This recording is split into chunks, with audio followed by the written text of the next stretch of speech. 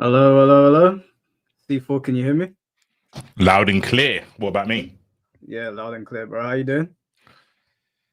I was having a pretty good day until I saw your thumbnail, and then I needed to seek Jesus What was immediately. wrong? What's wrong with my thumbnail? There's nothing wrong with it, Mike. It's No, do you know what? Yeah, I thought I knew what you were referring to, but then I looked and I was like, I don't know what the problem is. problems in palette. I was trying to do a play on words. I mean, I was hooked. Even if I wasn't on it, I'd have to tell the missus, look, Mike dropped the banger. You're gonna have to watch Strictly Come Dancing Alone. I'm locked in. No, fair play. Do you know what? Yeah, I did not know that the Pokemon video game community had these issues. We're gonna bring on Papa C in a bit, but before we do, I think we should go over the allegations that were put forward between these two. I guess one of them, I think they're both players, but one of them hasn't got their name listed, and the other one is a big player. Right. Did you read over them at all when I sent them over to you? I did read it. It was I mean, we'll get to it, but yeah, I was reading it. There's a lot of inconsistencies, but you're going to get that with two sides of the story, right? That's just how it is. Exactly. Yeah. So what I'm gonna do is what's going on, everyone in chat? Appreciate you all being here. Jamie, good. This guy, man, talk about insecure. Yeah, good to see you, Jamie. I'm happy you're here, bro. Jamie's big in the Pokemon community. Right, let me get the tweets up. We'll go over them. And then obviously, so the first one is going to be from a player called Geudy, Jeudy. Now, when I got a hold of this, it was edited, so I didn't get the full, like, I didn't get his full context because he actually changed it. Apparently, the tweets that he put out initially were so vulgar that he had to edit them. I saw some comments from people saying that it was disgusting what was in there. When I spoke to some people, they were saying that it could be 50-50 whether this is true or not. So we'll start with his, and then I guess we'll go from there. Let me just. All right. Okay, so this is from the first Pokemon player. We're just going to read over these before we get the Pokemon players on here. And if any of you guys have any questions, I'll read them out as and when they come in. But I'm very new to this space. I'm more involved with my friends on the One Piece trading card game side of things. So Pokemon VGC is kind of new to me. Obviously, Sifu, you played Pokemon, right? When Sword and Shield came out, I got into VGC a lot. Okay. Yeah. Did you grow up playing Pokemon though, like Red and Blue and all that? Yeah. I played it. I didn't really follow the story, but yeah, I played from like Red and Blue. That was a cinema for like my childhood. Yeah, 100%. I still think Fire Red is the best remake of a game I've played in a long time. And I think Pokemon, they killed Pokemon for me when Sword and Shield came out. I really didn't like it. Sword and Shield is the one where they're in Hawaii, right? Yeah. Yeah, that one was that was a hot mess. Everything that came after that, I kind of lost interest. But for me, it was Kanto, Johto, Hoenn, and I didn't mind Sinnoh region either. I thought Sinnoh was pretty cool. But I'm not gonna lie, I only cared about Pokemon when Sword and Shield came out because it was from the UK, and that's when I was like, yeah, Sword and Shield. The UK? Sword and Shield. It's based in the UK. Oh, it's in the Oh, okay. Wait, I thought that was the one in Hawaii. Oh, you said Sword and Shield. No, I think the one before Alolan. I think Alolan's. Oh yeah, that's Hawaii. Sun and Moon, right? That's it. Yeah, Sun and Moon. Sun and Moon. Yeah, that's Hawaii. Yeah. Sword and Shield's the UK. And I was like, oh, let me look at this. And that's when I got like heavy into VGC. I never went offline though. And then after Sword and Shield, Scarlet Violet came out, and then I started playing TCG, but I also played a lot of Unite as well. So when regionals happen, there's like 3 out of 6 tournaments that I'll kind of like peruse and watch. So okay, is that the one where the Pokemon turn into motorbikes? No, motorbikes. What's the game where the legendary Pokemon are also motorbikes? Oh, Miraidon. It's a dragon bike. He's probably talking about Miraidon and Koraidon. That's the latest ones though, right? That's Scarlet Violet. Yeah, Yeah, few ancient ones. Yeah. Okay, cool. Let's read this out then. So again, this is from now, guys. These are two different stories, right? And the reason I we're reading them out is because they're so wildly different that I'm going to let you guys make your mind up on who you think is telling the truth here. So this is from the guy first. It says, "Firstly, I apologize for any bit of the initial reaction when seen on stream. I was emotionally charged and it was disingenuous to the gravity of the situation. It is true that on Saturday I became extremely irrational and I was almost kicked out of Fabric. I was calmed down by a few members of the community and the night continued. The morning after that, we had a talk where we both shared our grievances. I apologized and she told me she would keep me up to date on the night plans if things happened." Now, just so you guys know, because I think this is the edited version. The version that I read was that they were sharing a room together, and I think he said that she was drunk and he had a bit to drink as well or something like that. But she consented to them sleeping together, and then obviously they slept together. And that's I guess that's the part that he's cut out because it was apparently too vulgar to keep. Right. It says Sunday evening, I grabbed pizza with several players. I was going to end my night early and stream, but she messaged me telling me she was at a bar nearby. I decided to go, but it turned out it was a different bar of the same name. So I returned to the hotel. She continued updating me and let me know she was at the arcade bar and made my way over. I grabbed a drink and the vibes of the group were good. She would end up grabbing another drink that I would drink most of. We all made our way to the back of the bar where she was on bag watching duty and we made conversation. It was the first night we talked like we usually did, and I perceived things were light flirting. Now, as far as I'm aware, these two used to be in a relationship. They were boyfriend and girlfriend at some point. As an apology for finishing most of her drink, I asked if I could buy her a drink. Her drink came with a shot another player would end up taking. The place would soon close, and we finished our drinks before Ubering home. There is a roofie implication in the document, and I genuinely do not know what that looks like, nor would I have ever had something like that in my possession. After we make it back, we do our nightly routine. A player was coming to stay the night, and I tell her she can rest and I can stay awake for them. She agrees, but we stay in bed, maintaining eye contact, and continue talking the night away. I caressed and stroked her head during this. Upon realizing, I asked if it was okay to continue doing so, and she nodded, so I continued. We continued talking and lightly flirting. While maintaining eye contact, I asked, "May I kiss you?" She nodded, and we began kissing. Eventually, I asked if it was okay to have sex, and she said yes, but there was a knock on the door, and it was the person arriving. We all engaged in small talk before he asked to shower. After he entered the shower, we faced each other and I asked, should we continue? She nodded and we continued. I kept asking at every point if this was okay. Are you feeling fine? She responded with shush and keep doing me. Keep this PG. Yeah, I respect it. Man on the stream, you must be crazy. I want to stress at every point, from placing my hand on her head to kissing her to penetration. Even during sex, I had asked for consent. At this point, I really thought I did everything right on my end, and this was just two people having breakup sex.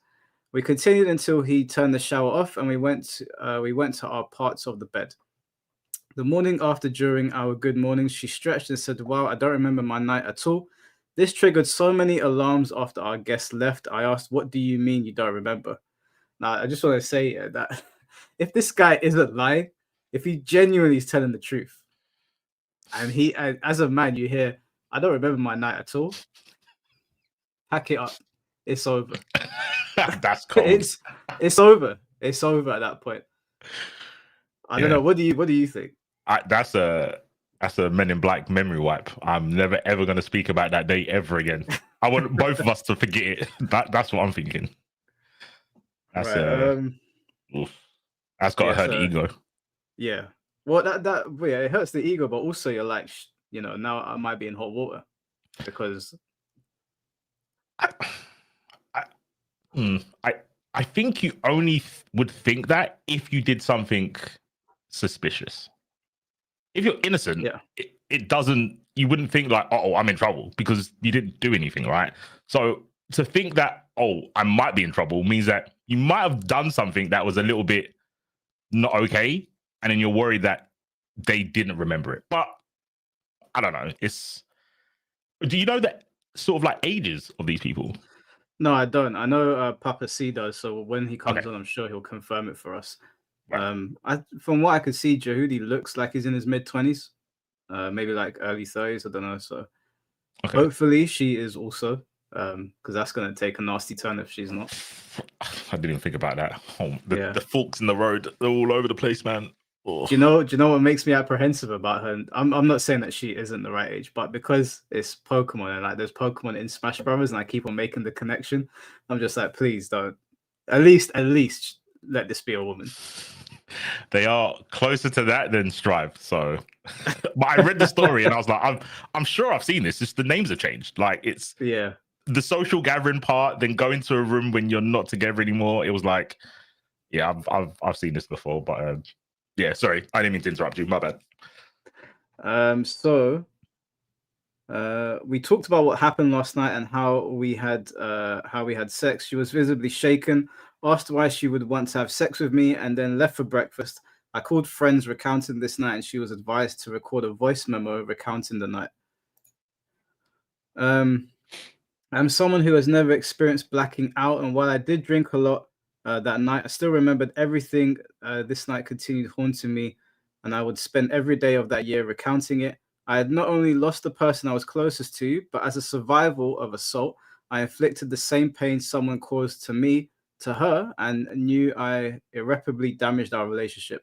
I didn't have any malicious intent, but that doesn't matter. The fact is, I had sex with someone who has no recollection of the night. Her recounting of the situation is just as valid and real. She is a victim. I'm sorry. I can't imagine how hard it was for you to come out with this. I hope by reading this, you will understand that it doesn't matter if I thought I did everything right. The fact is, I should not have had sex with someone whose sobriety was at question. Regardless of the intention of my actions, the result is the document everyone has read. Please believe the victim.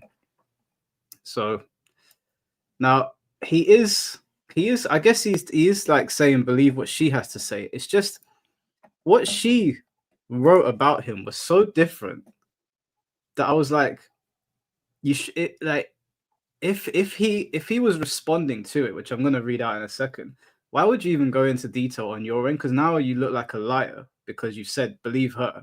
Her story's so different.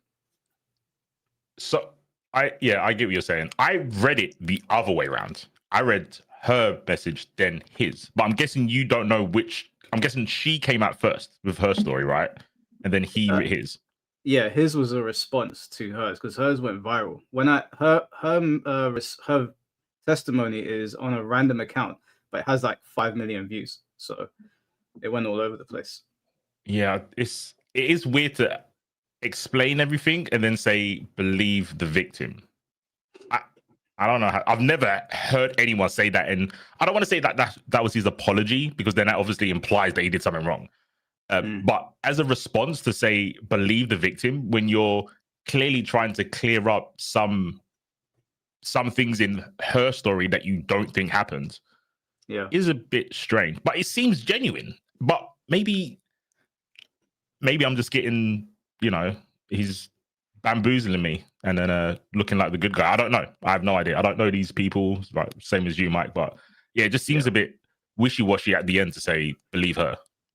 Yeah, well, if we are to believe her, then what I'm about to read is so different to what he said that you can only assume that he's lying. Which, so this is the girl now. Now, again, this was posted on an anonymous account.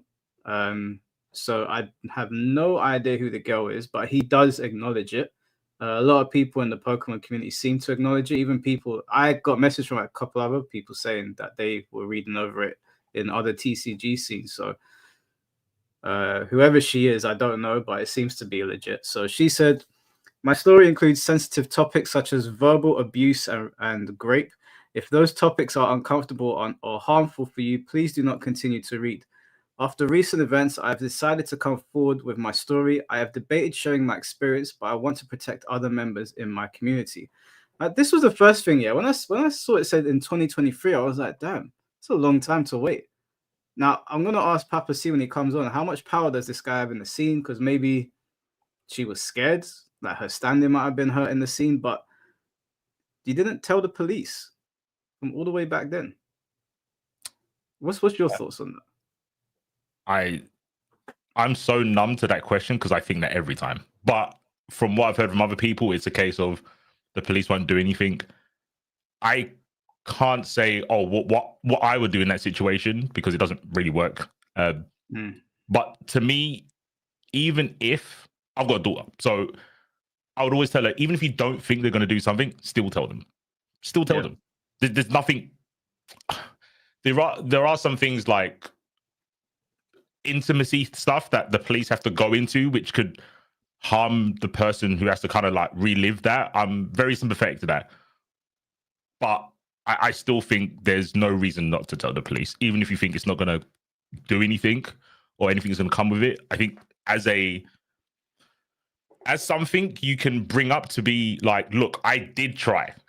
Maybe the police didn't believe you, but you can still have that as a part of your story to be more believable, that you did something in the moment. Again, I'm very numb to like bad situations, so I don't know how I would react having to relive something like this happening to me, like telling someone the story. So it's awkward. For those of you asking in the chat, this is the victim now. So in 2023, I met Judy Azarelli at NAIC and we became fast friends. Our friendship soon developed into a relationship that lasted about 7 months. In December of that year, I was informed that he had been cheating on me, which prompted the downfall into the end of our relationship. We amicably went our separate ways before EUIC 2024 and decided to share our previously booked accommodations for the event. Looking back, I regret this decision, but felt it was necessary to avoid conflict. I intended to be friendly, but made an effort to avoid him to keep things uncomplicated. Saturday, April 6th, while at EUIC, the Pokemon crew and I went to Club Fabric. I was on the dance floor when someone grabbed me and informed me that Jehudi was making a scene by aggressively questioning others about my whereabouts and trying to find me. When he found me, he yelled that I needed to tell him where I was and that it was not okay that he didn't know where I was. I was trying to de-escalate the situation and calmly told him that we were no longer together and I didn't need to keep him informed. However, he became so aggressive that 3 community members stepped in and stayed by my side to make sure I was safe. Because we were sharing a hotel room, I knew I had to remain cordial. I did not want to upset him and risk more aggressive behavior or another outburst. Sunday, April 7th, my friends attending EUIC and I ended the night at an arcade bar. Judy and his group of friends showed up and I attempted to keep my distance. However, when he saw me sitting at a table alone, he came over. Another member of the community approached us and I used it as an out so I could avoid a conversation with Judy. During this interaction, I was entirely distracted and not paying attention to my drink on the table in front of me. I finished my drink at the table. This is the last thing I remember from that night. I do not know how I left the bar or got back to my hotel room. So if she's telling the truth, she got drugged. Because there's no way that a drink would do that to you like that quickly. Yeah. There's something alongside the alcohol. There's something else. That's what she's saying. Yeah. The next thing I remember is waking up to him actively graping me. My clothes had been removed to expose my body and I was frozen. I couldn't move a single part of my body. As he continued, suddenly there was a knock on the door and he immediately jumped off of me. All I could do was curl into a ball and act as if I was sleeping. Then everything went black again. The next morning, I knew I had to leave the hotel. I was afraid that if I expressed this to him, he would become aggressive and prevent me from going. After expressing how I did not remember anything from the night before and asking what happened, he left and proceeded to send me a voice memo saying, I know this hasn't been the best of weeks and that a lot has happened, but thank you for being you. After that point, we went our separate ways. Over text, I tried to get him to fill me in on the events of the evening. It became too traumatic and I decided to block his number and his accounts on all social media. Because of this, messages from mutual friends started pouring in. I have received screenshots documenting him stating that he should have recorded our conversation the morning after and him calling our interaction blackout sex. I will not be posting these unless directed by people who have sent them, as I do not want to feel uncomfortable or be exposed. Until now, I have been silent in order to protect myself. I have done my best to avoid him. I feel it is my responsibility to share this information to protect other women in this community. I'm aware that this may hurt my chances of growing within the space, but this is a risk that I have made peace with. I'm asking for privacy. For my safety, I do not wish to be named. I am incredibly grateful for the people who have been there for me. Thank you for supporting me, protecting me, and allowing me to cry. You all allow me to enjoy the passion that brings me so much joy. I also want to say something to everyone in the community. Doesn't matter what your gender, sexual orientation, or race is, the number of drinks you've had, or who you are as a person, you should always feel safe. We as a community need to do better. We as a community need to protect one another. We are all people who just want to enjoy the thing that brought us together, which is Pokemon, and we should feel safe doing that. I love this community more than anything else in the world, and I want to continue to express my love to each other, to each and every one of you. We need to listen, believe, and support victims. We as a community need to change how accepting we are of people who continue to do horrible things. We as a community need to be what we are, a community. Thank you for taking the time to read this. Boy, there's a... So if he's saying believe the victim, then what he's saying is believe the fact that she just accused me of raping her. I don't get it. I don't get it. I mean, the thing is, so there's definitely there's so many things that don't make sense. Normally, you can kind of map two stories onto each other and go, "Oh, this person just missed out a sort of element of the story, right?" But there's parts like the knock on the door that interrupted them. That's what she says. He said it happened after the guy came in and he was in the shower. And when I read that, I was like, what? Why would you wait till someone came in, went in the shower, knocked boots, and then finished when he came out of the shower? That doesn't seem like a normal interaction. But I think that he said that they started because he asked her after kissing her, can we do it? Then the guy knocked on the door and they stopped. Then the guy went in the shower and they continued. And then he came out of the shower and they stopped. Oh, okay. Maybe that's okay. Fair enough then. Yeah, because it still doesn't add up because she's saying she blacked out and he was on top of her, so she wouldn't have like come back. Yeah, that is true. Yeah, she can't remember. Yeah. So, but still, like, if you've been drugged, would you be able to? Because she's saying that she couldn't move; she was paralyzed. So there's no way that they stopped and started again. If he's saying believe her, then she was blackout. And I would like to think that the person coming in noticed that. Yeah. That seems a bit like, because no one, unless that person's going to come out and say like, oh yeah, I saw her, she was fine, or I saw her and she was out cold on the bed. That's like a big like linchpin to the whole story. That could clear up a lot. And I think the messages after can clear up a lot because she's saying she's got messages from him when he's saying he was like, excuse the pun, shocked Pikachu face about her not remembering. Yeah. And the responses that she said that he gave her in the messages doesn't seem like the actions of someone who was like, I can't believe you didn't remember what was happening. So I think there's one or two things that could come out and just solidify one story to the other, but it's a bit shitty to like pressure a victim or an alleged victim to like show sources, show proof. So yeah. I think that when, like, I get it. I've never been in a situation like this, so but I can imagine trying to ask someone to show proof is going to be a bit taxing for them.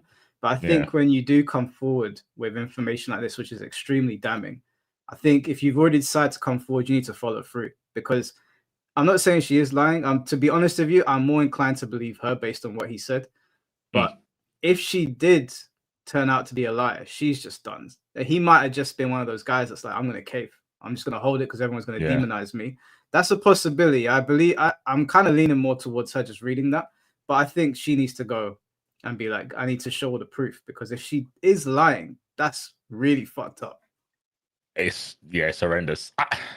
It is also 2 years ago. I mean, I don't know if chat can think about it. Would you want to hold on to evidence from this experience if it was that bad for 2 years? That's another element. Like me and you, we're fucking Death Note players, right? We're going to be like every receipt, we're holding on to it to the end of time because we never know when we're going to need it. But a normal person probably be like, I want to forget about this and just move on.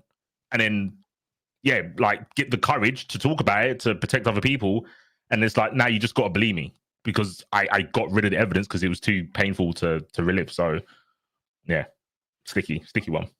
All right, well, I'm going to bring on Papa C. I'll have him introduce himself to everyone because I know a lot of people are going to be new to the Pokemon video game community, and then we'll get his take on it, and then just generally, if this is like Smash Brothers, where it's an everyday occurrence that something crazy is going on, or Strive.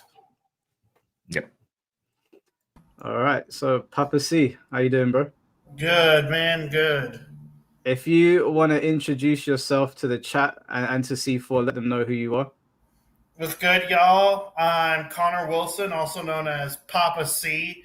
I was the guy who wore the MAGA hat to the San Antonio Regionals back in January. Okay, what are your credentials within the Pokemon scene? Like, do you have a standing in the tournament scene? Well, I mainly got my standing because, like, a lot of people didn't like the fact that I was wearing a MAGA hat.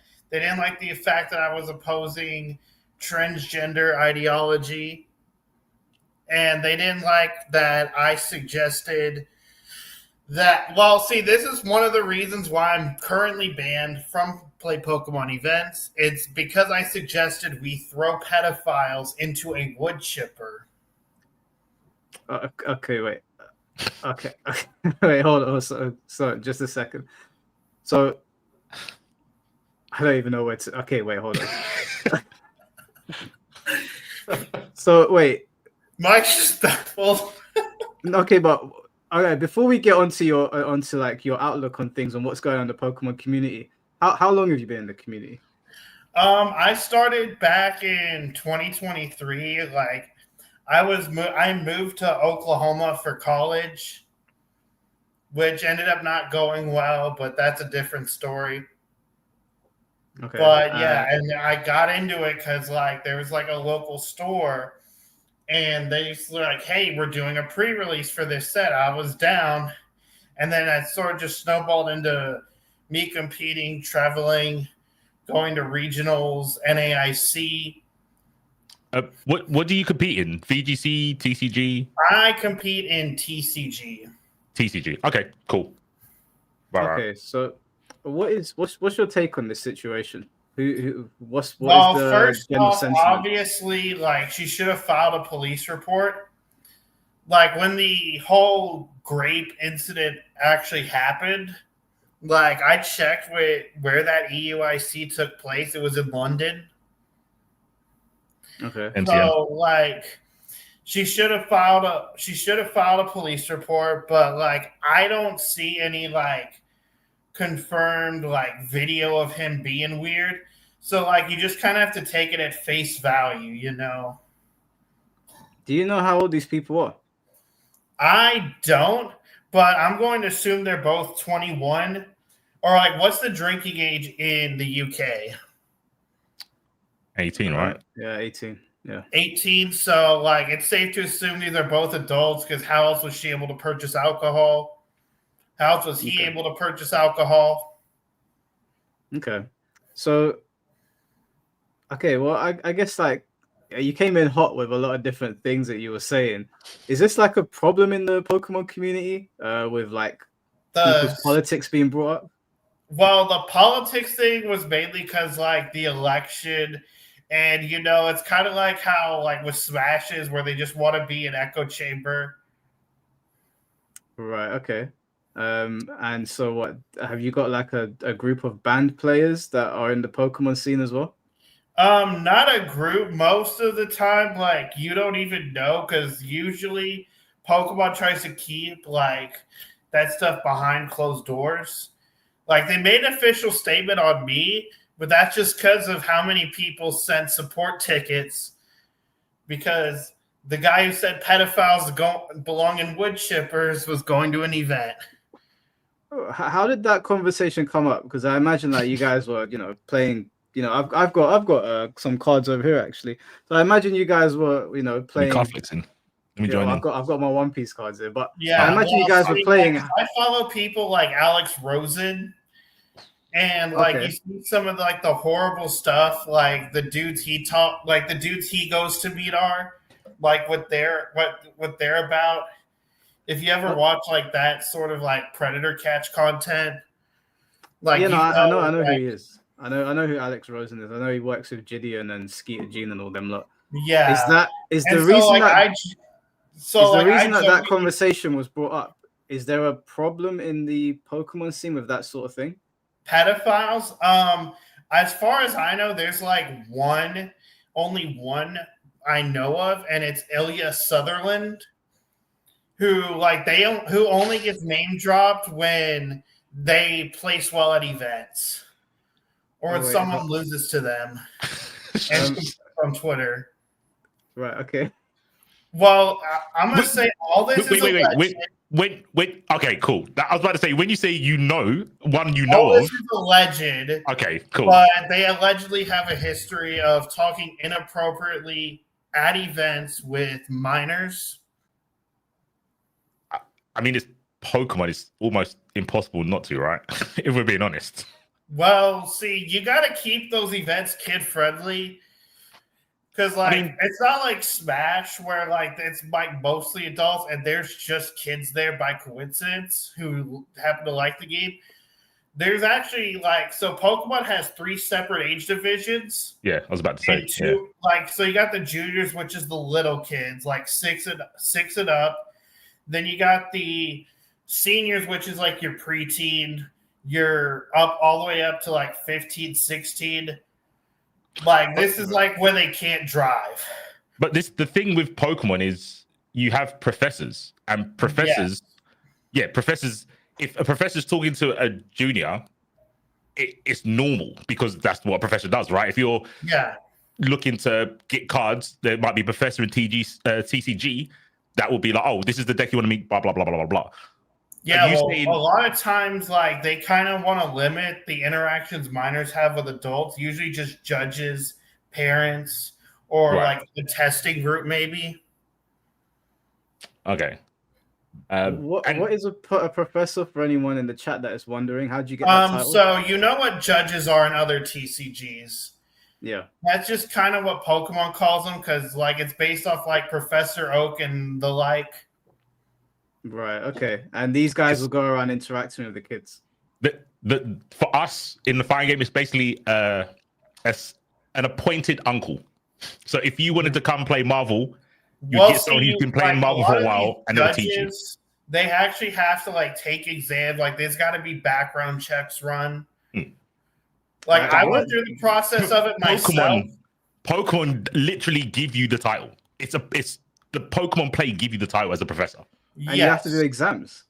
Yeah, well, it's just one exam to join the professor program, but you have to score 90% or higher to pass.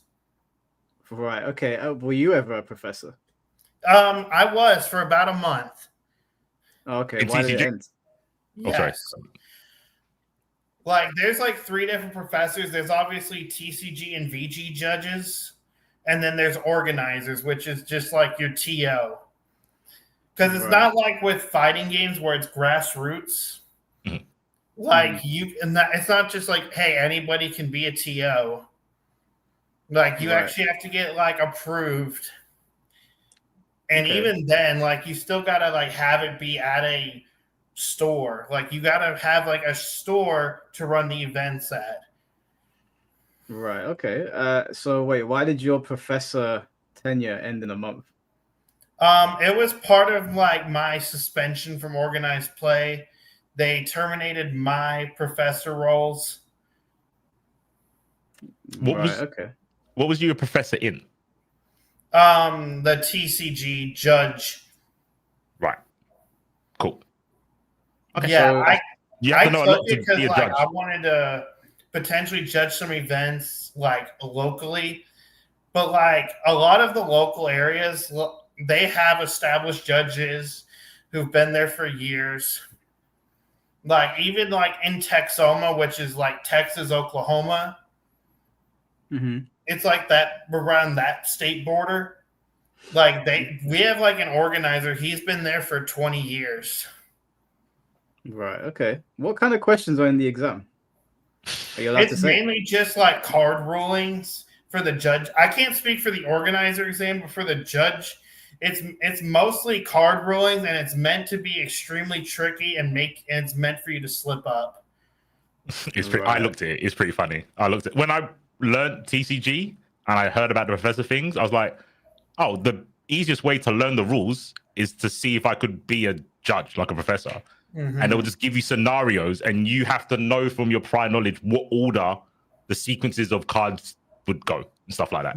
It's just knowledge check stuff. It's and a lot of it's also like with penalties, because like how Pokemon for Mike. I don't know if you know how the TCG works, but at the start of each game, you have to have a basic Pokemon. You draw 7. You have to have a basic Pokemon. You play it face down, and then you set aside 6 cards. Those are your prize cards. And the normal method of winning a game is taking all 6 of your prize cards first. Right, okay. So that's different from One Piece. Yeah, so like with the TCG, like how penalties work is if, let's say, you get a double prize penalty, your opponent has to take 2 less prize cards to win the game.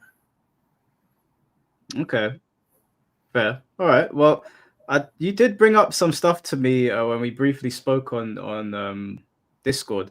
You spoke about some group of women that hate you in the scene. Girl Power TCG. Yeah. What? Sorry, what are they called? Girl Power TCG. It's literally what it sounds like. Okay, do you want to talk a bit about them? What's their deal? So, like, I don't know them that well, but they were one of the people who mass reported me about it, saying that, like, so basically what they do is they just are like a feminist group in Pokemon, basically. How old are these girls? I'm pretty sure they're all adults. I don't think they really allow minors in their group, to be honest.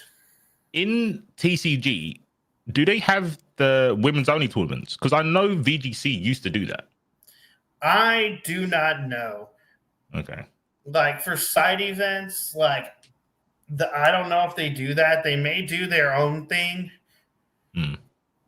Because like there's still like the online tournaments through Pokemon Trading Card Game Live, which is a phone app and a computer program that you can run, which is a simulate. It's kind of like Yu-Gi-Oh! Master Duel for Pokemon. Okay. So I'm assuming this girl group does not just randomly target men.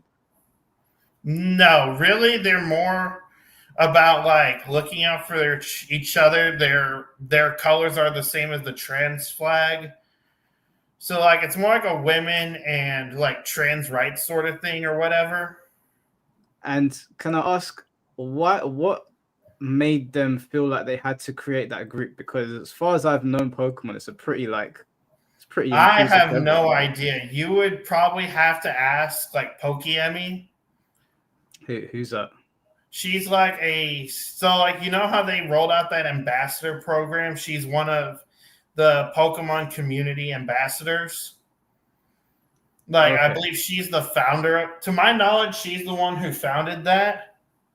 Okay, don't quote me on that. Are they quite popular then? I guess so. I don't really know. Like they just kind of like are their own thing.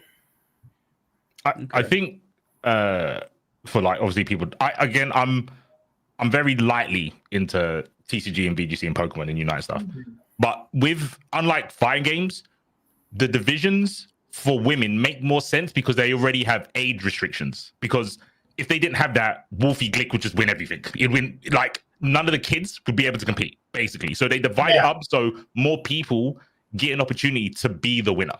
Because like VGC and TCG, maybe same numbers as Smash, like old Smash. Like the numbers are humongous. Well, VG doesn't get quite the numbers TCG does. Like TCG will have significantly more. I believe at San Antonio Regionals, we had like 2,400 for TCG. And then for VGC, I think we had like less than 1,200. That's still pretty good though. Yeah, compared to fighting games, like that is good. Like we've seen Evo numbers, right? Like that's a regional, and that happens. What regionals are twice a month? Well, TCG is also just easier to get into because with VGC, there's the whole grinding aspect, the whole having to buy all those Pokemon games. Like you got to buy your copy of Sword and Shield just to get your Urshifu, your Calyrex Shadow Rider. Big ups. And then you gotta grind out all the Blueberry quests to get all the other legendaries, the old ones like Kyogre, Groudon, Lunala. You can just transfer the old ones. I would say TCG's harder because it's more expensive. You can transfer them, but like the big issue is a lot of people will hack Pokemon in, which is illegal. Oh no, don't do this. It's the cheating thing. There's like a whole big cheating thing. If you look at Verlisify, he said the name. I need a break. Oh my god. Wait, I'm new to this. What does this all mean? So like a lot of times, with Pokemon, why is State Farm calling my phone? Because you said Verlisify. Who is that? Verlisify? I'm trying to be nice about it. He's the most anal person about Pokemon ruling. Very anal. Is he a YouTuber?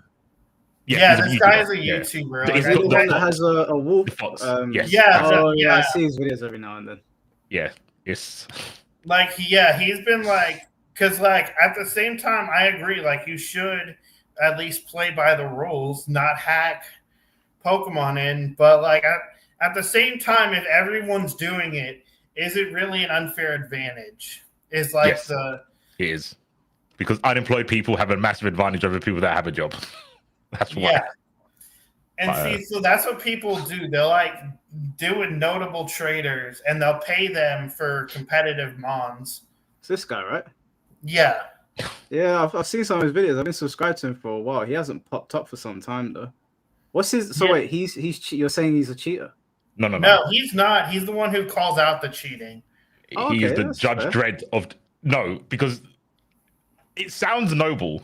It's the bar of cheating which is absurd. Like, everyone's a cheater. Everyone. Okay. I mean, to be fair, if you look at Worlds 2023, which was in Japan, there was actually a record number of VG disqualifications. Mm-hmm. And they were all for just hacked mons, genned mons. They enforced it a lot that year. Real quick, to explain for people that don't know why this is an issue, old Pokemon, it was really, do you know IVs and EVs? Yeah. Right. So back in the day, it was really hard to get the correct Pokemon for your team because you had to recatch them if they didn't have the right EVs and IVs. Yeah. Since Sword and Shield, you can literally get an item to change it. So it's not hard to get the correct mon. If you want it to be min speed Torkoal or something, before you'd have to keep catching Torkoals, so you got the one with the lowest speed. Now you can just make it that way. Velisify's point is people will catch all these mons and then trade them to the actual players. And he's saying you're cheating because you didn't breed that mon yourself. I hear that. I respect that. Oh, you're a Tekken player. I forgot. Yeah, you just I hear that, man. Okay. I mean, at the same time, I believe there was actually issues with old XY era where Ray Rizzo and Wolf Glick, which are the two biggest names in VGC, because Ray Rizzo's the 3-time world champ, Wolf Glick is the 10-time regional champ. 10 times. Yeah, he's won more regionals than anyone. Damn, he's like the Michael Schumacher of Pokemon. Well, it's he's LeBron and Ray Rizzo's MJ, But I don't understand what the issue with what Velisify is saying is, because I remember doing the EV and IV stuff, and it was really difficult. And I feel if you're playing in a championship, you should have to do the hard stuff. A lot of his stuff, with the XY era stuff, is that there were Pokeballs that you couldn't catch Pokemon in, Dream Ball Aegislash on Ray Rizzo's team. Velisify is just literally from Death Note. You can't pull the wool over his eyes. I will give him that. He's very keen eye. So he will pick up on stuff like the titles for Pokemon, and like the trader numbers. You'd be like, oh, that trader number is the same as that one. Oh, it's a cloned Pokemon. You've cheated. And it's like, well, at the same year that they did the disqualifications at Worlds, like that NAIC, their top cut, everybody failed the hack check. So wait, let me get this straight. Everybody is Team Rocket, but Velicify's out here trying to keep it pure and he's the bad guy. Actually, yeah, that's what it is. Everyone gave in to the dark side, so now it seems normal, but Velicify's like, yo, we gotta purify this. It's not the dark side, it's the optimal side. It's the optimal. That's the same thing. You played Showdown, right? Yeah. It's Showdown. Pokemon Showdown, yeah. It's just, I want this mon, and instead of spending 10 hours trying to find this mon so I can practice with it, I'll just make it or get someone to catch it and then trade it over to me, which means that they've cloned it and hacked it into the game. They want to do the competitive aspect of VGC, not the I'm Ash Ketchum and I want to breed my own Rattata so it doesn't die as Raticate in the fucking tower. So you lot are playing God, basically, and he's trying to tell you shouldn't do this. This is wrong. Yeah. They're playing God and he's playing Slave Loader. So we're all doing bad stuff in Pokemon. I would love to get the one only here to reason explain they this. allowed they didn't bro. disqualify the top 8 players was because then they would not have had a top cut to be able to stream. Right. Yeah. Okay. So Nintendo's aware, Pokemon and all that are aware of what's going on. They're just like, it's too widespread. Yeah, like they'll do something about like certain instance, but like when it comes to like cheating, it's like there's too much of it happening that they just don't care. Do you know, I get it, because on one hand I understand, you just want to compete. You don't want to go through the whole motion of having to play through the whole game. Maybe you don't care, and I get it from like the fighting game standpoint, where I don't want to play story mode to unlock my favorite character. I just want to play. I get that side, but also as a noob in Pokemon, because I played it for several hours, but I'm not a championship level player. Well, see, the journey feels like, to me, it's like the journey is what makes the champion, though. You've done the Elite Four way too many times. Yeah. He was that Elite Four. I would say it's lowercase cheating, just lowercase. Like, yeah, because the competing part, you can't really cheat in the competing part because it's RNG based. Like, well, depending on how you build the team, it's RNG based. So you can't bypass the RNG. Well, it's all creating of the team where a lot of the cheating stuff happens. Yeah. Because there isn't really any pilot way the to team. You can't cheat. You can't cheat when you pilot the team. You can cheat how you got the team, I guess. So yeah. Yeah, and that's the part that he's saying is cheating. Is the process that goes into making the team. No, because like I can just take a rental team. Like I can probably take one of the rental teams from Worlds, just like use the download code and just rock with that. Can you like just go on Showdown and copy paste the team off of Smogon? Can you? But like that's not an official tournament rule set, and so like I guess for the official tournaments, you actually have to own the Pokemon. Right. Okay. I was gonna ask, in Pokemon Stadium, is it the same sort of thing where you pick a bunch of Pokemon that are like set to level 50, and you play those Pokemon as like they're optimal for that level, and then you go into a tournament? Like, you don't play level hundreds in tournament, do you? No, they're set to level 50. It's it's all online matches because you got to connect the Nintendo Switches or the 3DS over. So stupid. Offline, they play online, bro. Make sense. That's Nintendo. No, bro. It started off with link cables, and then we've progressed to 2025, and they're sitting next to each other on Wi-Fi. And there's been times where it's disconnected, and they have to give away the match. Like, we're offline. Why do I need to connect? It's so stupid. I know. And that's the thing I hope like they fix, because they're releasing Champions next year. Mm-hmm. And Champions is going to be it's what they're going to do all VGC on from now on, because they want to separate VGC from the mainline games. Okay, that's probably a good idea. Yeah, because right now the mainline games, you got to pay $60 for 2 DLC packages. and you need and then you gotta go buy the last gen games to get the legendaries, the non-restricted legendaries that you need for your team. And then they rotate out because they've got regulations. So like for a month, you can use like the normal Pokemon. Then the next month it'll be like, oh, you can use legendary. Then you can use I believe the current regulation they're doing in tournaments is Regulation H, which bans all legendaries, all mythicals, no paradox Pokemon. But it rotates. That's what I'm saying. So you can catch that mon, but maybe like 6 months out of the year, you can't use it because it's not by the regulation. That's the same with the TCG. Just cards rotate out. Worlds, they'll let you use 1 or 2 legendaries. But Last Worlds is the last Worlds that is going to be played on a mainstream game or a mainline game. Well, I don't watch Pokemon VGC. I can't say I'm too interested in that. I prefer the TCG. But I want to ask you, just before we move on to what I want to ask you about the community, is that what's the Pokemon community sentiment towards the games? Because I feel like Nintendo and the Pokemon Company or Game Freak kind of cheap out with the stuff that they put out. With the amount of money it generates, I feel like the game should look as gorgeous as some of the best games on the Nintendo Switch 2, but it always looks like it's 10 steps behind, even though it generates 10 times more money. Is the Pokemon like you look at Mario Kart World or like the new Donkey Kong game, for instance, like those look visually appealing.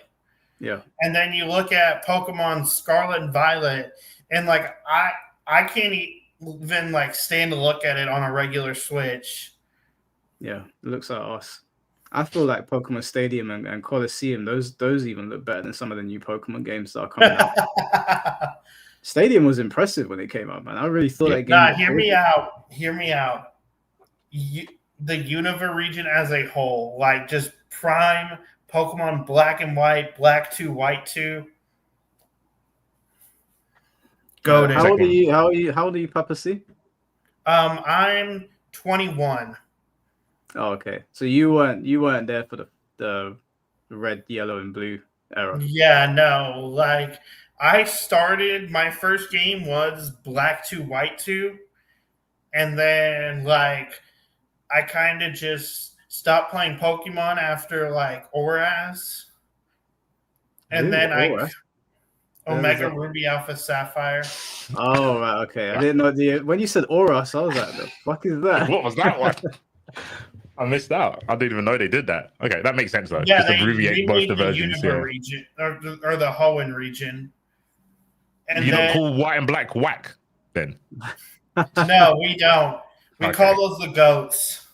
Fair. I respect White and Black. Yeah, I have to be honest. White and Black and White and Black 2 were great games, but I feel like that's where they hit their peak, and it's just all downhill after that. Yeah, like for me, like after like Mega Evolution, we're like. That Mega Evolution was fun, but now it's like, okay, what's the next gimmick they're rolling out? Yeah, well, in my opinion, Kanto is always going to be the best region. Nothing has even come close to it. Not movies, game, or anything like that. Fire Red is still my favorite remake. What was it? Was it Soul Silver?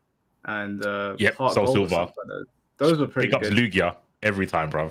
Yeah, big up Lugia. Big up Pokemon 2000. That was a sick film.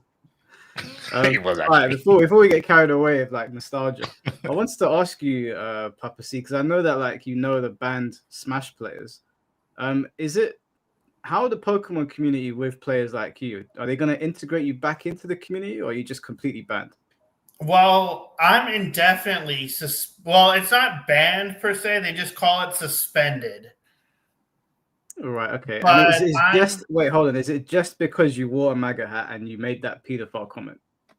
Well, it was that, and like I said anti-trans rhetoric. I said there were only 2 genders. I said men don't belong in women's bathrooms. There we go. Okay. Why did you say that? The MAGA hat was kind of like the main, like what made me known in the Pokemon community. Okay, wait, what prompted you to say that though? Was there something that happened, or was you just talking about it? Well, because like, remember like when you had Priscilla on your stream?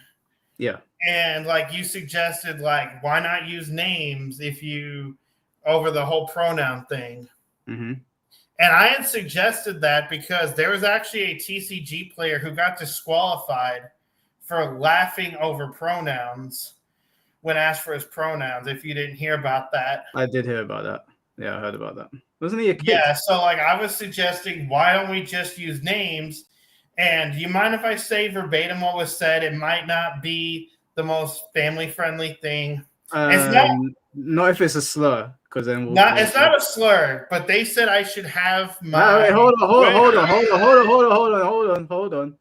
We are on YouTube. I do have to adhere to terms of service. So if it's going to get us in trouble, don't say it. Just say it in a roundabout way. Well, they said I should be unalived for suggesting this. Okay, what the community? I'm assuming there's people in the community, not the Pokemon company. Yes, like it was a tweet that got 1.7 million views. Wait, what, on Twitter? Yes. Of what they said to you, or of what I said, of what you said. Oh, right. So you suggested just using the names, and someone said Roblox yourself, and that got that many views. Yeah, they told me to Epstein myself. So, do you by chance have the tweet so that we can look at it? My tweets are deleted because that account got banned again for the wood chipper comments. Right. Okay. And I should still have some. I think I sent you a few of those screenshots for your point. Yes. Hey, you. Thank you. Yeah, you sent me some screenshots. Let's have a look. For people that don't know, the ruling, I would probably say, is stricter than Smash in Pokemon. Like Pokemon ban people for I sent them to crazy nothingness. Really? So that there was a guy that got his match, like I think he got his match taken back in TCG because he did this. Oh yeah, I saw that. That was Ian Robb. Yeah, so he did this, right? And Pokemon thought he was doing the wanker sign, right, to his opponent. What he did is this is what we do for RNG. So if it's a coin flip, he would be like, got lucky. That was, I believe he got his match revoked, I think, for doing that on stream. Pokemon said, "The funny thing was, this was top 8 at Worlds, and the guy he was playing against was given the win because of that. And that guy, that Chilean player, ended up winning Worlds off of that penalty. So even if you explain yourself to them and say, no, this is the context, they don't care. They don't care. Damn. Are they really strict against that sort of stuff because of children being present? Yeah. I guess they thought he meant like what C4 said earlier. Mm-hmm. Is there not a better emote for RNG though? Like, surely. But that's nice. What? I get it, but you can also do this. No, you can't. Doesn't make sense. Also, maybe this is my ignorance. I didn't think that meant anything outside of the UK. Yeah, I thought that. I'll send you some of the things they were saying in response to that. Okay, but can you not send us your tweet? No, my tweet got deleted. My account got banned. Right. Okay. Your Twitter got banned for it. Yeah, the Twitter account got banned because apparently Elon Musk didn't like me saying PDFs go in chipper feet first. You know. Okay, let me just save these. I guess. Yeah, like apparently that's quote violent speech. I mean, it is. I mean, it is. I mean, like, yeah, but you might think it's justifiable PDFs. to who you're doing it to, but it's still violent speech. Like, I mean, like you can understand the sentiment, right? Yeah, wood chipper memes have been around for ages. Like, I'm I don't know. It feels like a culmination of things. And like I was saying, or trying to explain to everyone, Pokemon is so strict, especially because they've got kids around. Yeah. I'm surprised you thought you would get away with it, to be honest. Like, I don't know what you thought was going to be the outcome of doing that in Pokemon. Fair, who likes PDF files? I mean, that's a no-brainer, no? Would you be able to so what if it said here, if you get paired against someone, and then do you remember what you said? Well, Let me think real quick. Someone who doesn't use pronouns associated with their biological sex that you don't agree with, and you're religious, or you just don't agree with that. Just use names. Right. Okay. So let's see what people have said. I'm trying not to share blue checks, pathetically grifting for money. But I think we should put lead inside this guy's skull immediately. Jesus. Okay. Yeah, no, like I like the technicals of Pokemon now, I guess. No, I wouldn't go that far. Technicals is a. I hope someone cut your brake line in Fortnite. We should crack your head open with a hammer and play with the insides. Good lord, man. Yeah, no, and hey, by the way, whoever said that in Fortnite won. You can't use in Fortnite as a legal defense. That's pretty funny. So after that and the wood chipper thing, what year did that happen? Was it 2023? Well, see, like my original post was in late 2024, like after Trump won the election. Right. And like there was another player named Crashy who he wore his MAGA hat to just like a local event. Mm-hmm. And everyone in the community was just bashing him, especially an individual known as Pokeduels. Right. Okay. Like just sort of think like the type of people who send technicals death threats as like one collective Pokemon player. So sorry, go on, C4. I was going to say, is there much cross-pollination between all the other Pokemon games? So, like, does the Pokemon Unite players interact with the TCG players and stuff like that, or Pokemon Go players? Well, see, because most regionals don't really do Unite. I believe Unite's its own different circuit. Right. So, like they stopped doing their regionals because they used to do it regionals, right? Like I've only seen Unite players once, and that was the one time I attended NAIC. What about Go players then? Go players do come by, but there's not as many of them.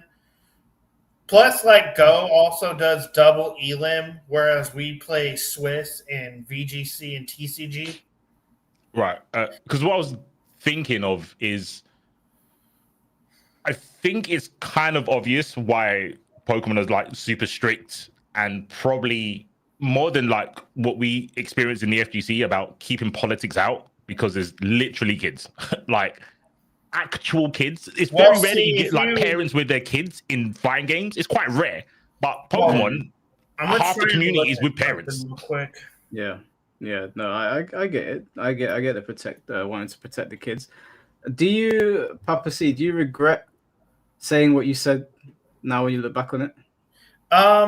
In terms of I'm banned, yes, but like I still believe, like genuinely, that there should be harsher punishments for people who do certain things to children and women. Mm-hmm. I'm not saying that there shouldn't be. I'm just saying that particular post, if you were to go back now and make it, would you go about it differently, or would you still put that out there? I would go about it differently, absolutely. Because at the end of the day, like I probably let the attention get to my head for sure. But at the same time, like I still believe these things 100%. And here, I'll show you like this. I sent you something real quick. So like if you look at this, like political affiliation is actually protected under their guidelines. Let's have a look.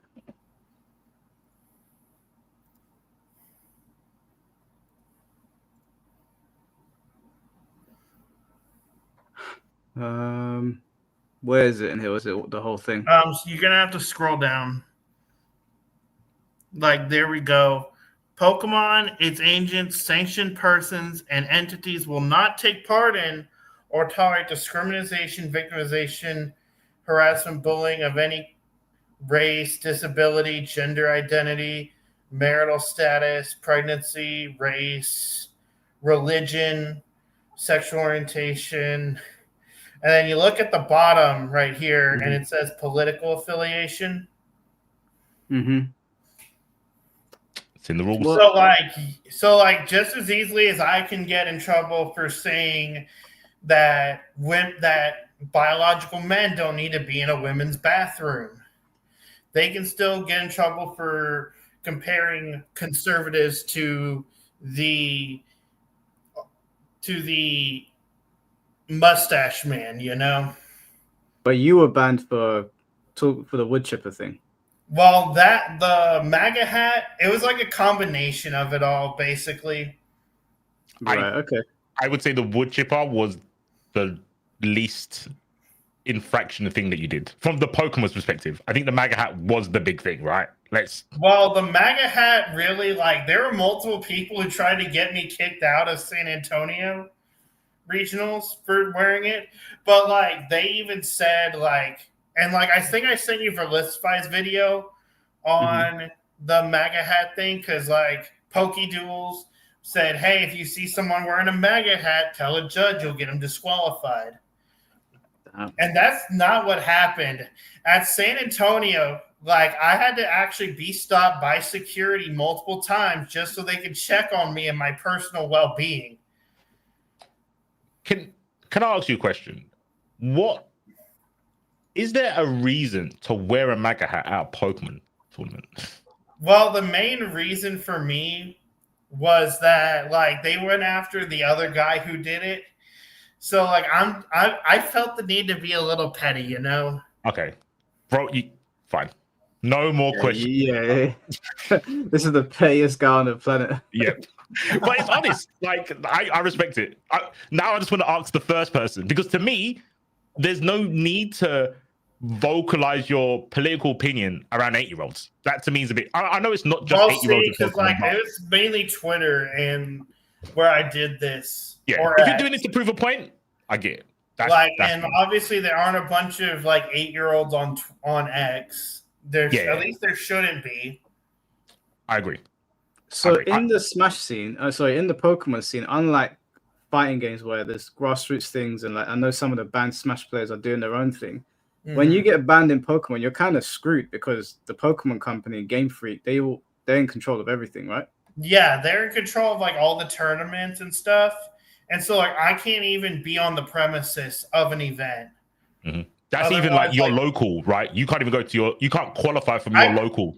I can't go. I can still like go to local card shops or whatever, but like not during like an event per se. Yeah.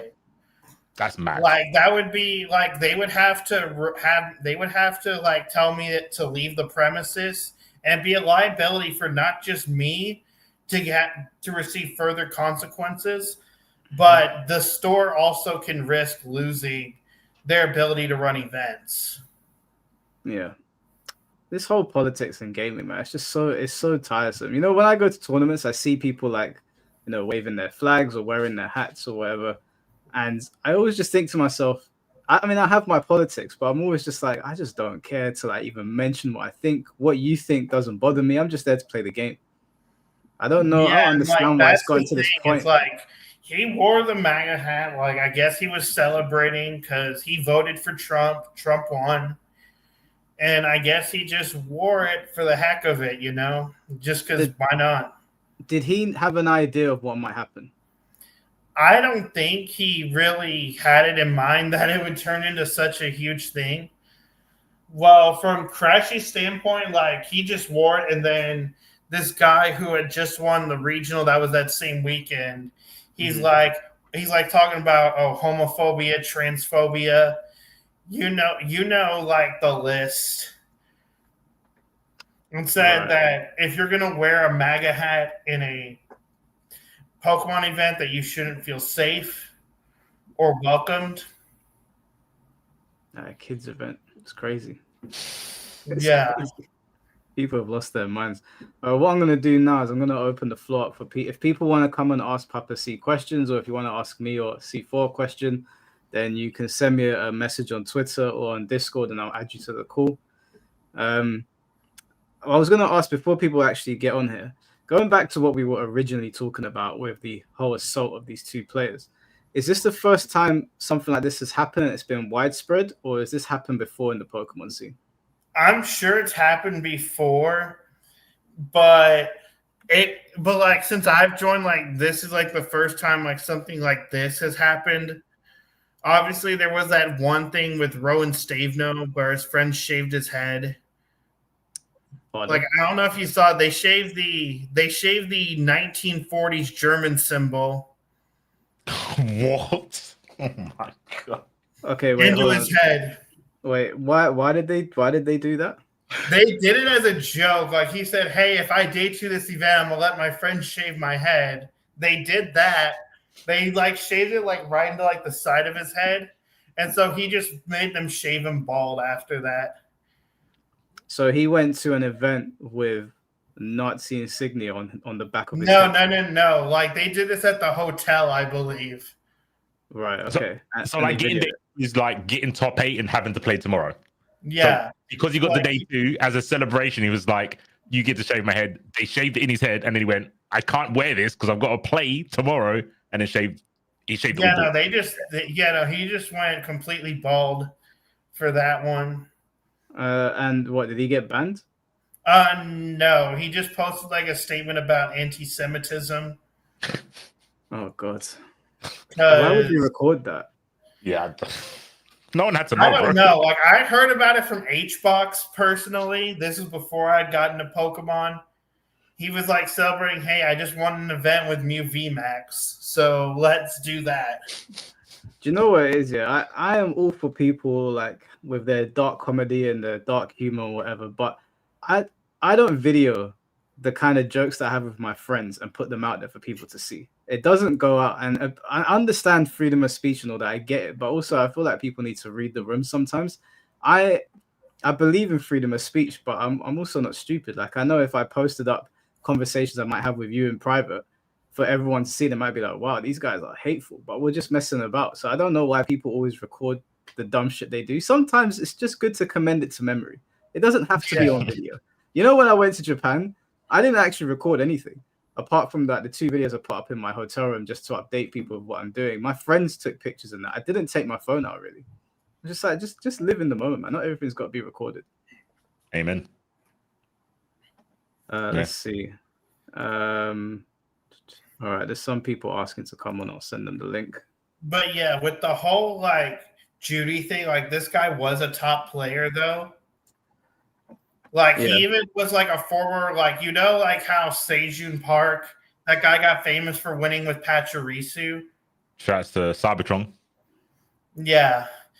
So like Sejun Park, Judy Azzarelli is the guy he beat in the finals. Oh, that's okay. Now I know who it is. Well, I don't know the person, but I have a face to the name. Yeah, it's the guy who lost to a Pachirisu. That was like 10 years ago, no? Yeah. That guy's old then, right? He's that 21. Guy. Yeah, that he's got to be older than 21. Older. Let's do some maths real quick. Hold on. Someone said bro's name is Judy. I don't trust him. Yeah, that guy's got to be, because Cybertron's a caster now. He's got to be 27-ish. And if they played in juniors, yeah, I don't know. Yeah, I'll have to do the maths, but I didn't know it was that person. Now I've got a face to it. So yeah, that person's been around for a fairly long time. Yeah, and they've been good for a long time. As far as I know, like he's not going to get banned for this because the accuser wants to remain anonymous. So they're not. So they more than likely don't file a support ticket, or maybe they do. It would be weird that they don't, just because the person's anonymous. I guess because they can't check, they can't verify, right? If the person's anonymous. Yeah. Well, see, like that information is going to stay with Pokemon, the company. So. Yeah, that's a weird one. I don't know. What would you do, Mike? In terms of what? In terms of suspending the guy that's being accused, or would you not do anything because the person who's doing the accusing is being anonymous and they can't provide evidence, right? The problem with this Judy guy is that he said believe the victim. That's what I'm stuck on. If he put out his statement and it was different to hers, because we had Shinblade on here, right? And he got accused. And I said, you know what, there's no receipts. People are just pointing the finger at this guy. And it turns out, as far as we're aware, nothing has happened. Shinblade is in the clear. I believe him. I've seen things that we haven't been able to publicize here yet. And people turned on him. So if it was the same as Shinblade's situation, then you can take the route of suspend both, although she's anonymous, so it doesn't really matter to her, or just allow them to continue until you've done the work. The problem with this Judy guy is that he said believe the victim. So you told me to believe her, so what would you want me to do? You got my thinking is like, obviously she's not going to file a police report because like, I'm going to treat this like I would treat like any like sort of smash accusation. More than likely, they're not going to the police about this. Yeah. Well, the thing is that he is the one that instructed us to believe her. He's the one that's being accused. And what's even worse is that she put out the statement first. Yeah. And then he followed up with something that is completely different. That doesn't sound like he raped her. But then he said believe the victim. So are you saying that for he's lying? like brownie points? Lying one way or the other. No, are you saying that for brownie points to make yourself look better in the situation, or did you actually do it? Either way, in my opinion, you fucked up. Like you can't say that, and then I go, you know, she's probably lying. You told me to believe her. So it's like either way, you shit the bed. It's just did you have like freak diarrhea, or was it a solid turd? Basically, that's one way to put it. Fair enough. I don't know. Personally, in that situation, I'd ban him because in Shinblade's situation, no, I think what they did to Shinblade was wrong, and you know there was never anything to prove that he did anything wrong. But if Shinblade had put out a statement saying, "Yeah, believe the victim," I'd be like, okay, what do you want me to do with that? So he kind of made his bed with that one. I saw your boy Oven in the chat talking about what should be allowed in these places and what shouldn't. I just want to make my stance clear on Pokemon and any of these other places. In my ideal world, everything that it relates to the outside world, all of your politics and how you see society, I would rather it's not in tournaments. Definitely not in Pokemon with such a low age range. You just keep all that stuff out there. I don't care if you're trans or if you voted for Trump. Don't care as a person. But if you enter the realm of Pokemon to play Pokemon, I feel like the real world stuff should be left out of it. There shouldn't be any waving of flags. There shouldn't be any wearing of hats. Just play the game and go home. Kind of like, this is a silly comparison, but you know, in Helldivers, everyone is a Helldiver. There's no flag. There's no affiliation. There's no country. You're just a Helldiver, and we're just here to kill aliens. That's how it, in my opinion, it should be. We're all Pokemon trainers here. We're here to play Pokemon. When we leave, we enter the real world again. But people have brought in their politics. Obviously, people can never agree on politics.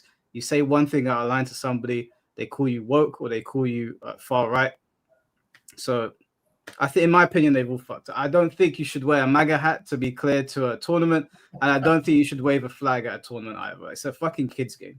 Now, what but like you see, like how they respond to things like Trump winning or the assassination of Charlie Kirk. And like how they react to things like that, it's like you can't help but want to be a little bit petty. I don't think being petty I don't think it helps being petty because yes, I've seen the reaction to a lot of things I think is personally disgusting, but there's a lot of things on the other side of the conversation I also find pretty disgusting as well. Obviously, right now the spotlight is on the left because of what we're seeing on Twitter, but there's plenty of things that have happened over time where I'm just like, this doesn't, even the Charlie Kirk thing, right? It's terrible what happened, but that does not need to be discussed at a Pokemon tournament. No matter how you feel about that, no matter how you feel about his content, him going to college campuses, what you feel about the right and the left, what does that have to do with Pokemon? Yeah. What does that have to do with Pokemon? Honestly, like, you could either be someone that celebrates it or you could be someone that is really upset that it happened and you think it's a terrible thing for America and the world. In the setting of Pokemon, why are we even talking about it? Why are people bringing their flags or their hats. Like, isn't it within our rights?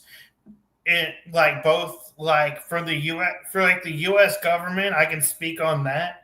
We're within our rights to wear what we want, and within Pokemon, they can't really say anything about political attire at events because the judges don't want to risk getting reported for a potential discrimination thing. Like stores, I'll say this though: with a store, the store owner is allowed to enforce their own separate policies because that's a privately owned business. They're not owned by Pokemon. They're not owned by Konami, Wizards of the Coast, Bandai, all those guys. And like they're allowed to say what is and isn't okay in their stores, as long as like they also follow all of the rules and enforce it all fairly. Yeah, I think for me, it's just that I understand it is your right to wear pretty much whatever you want, certainly who you voted for.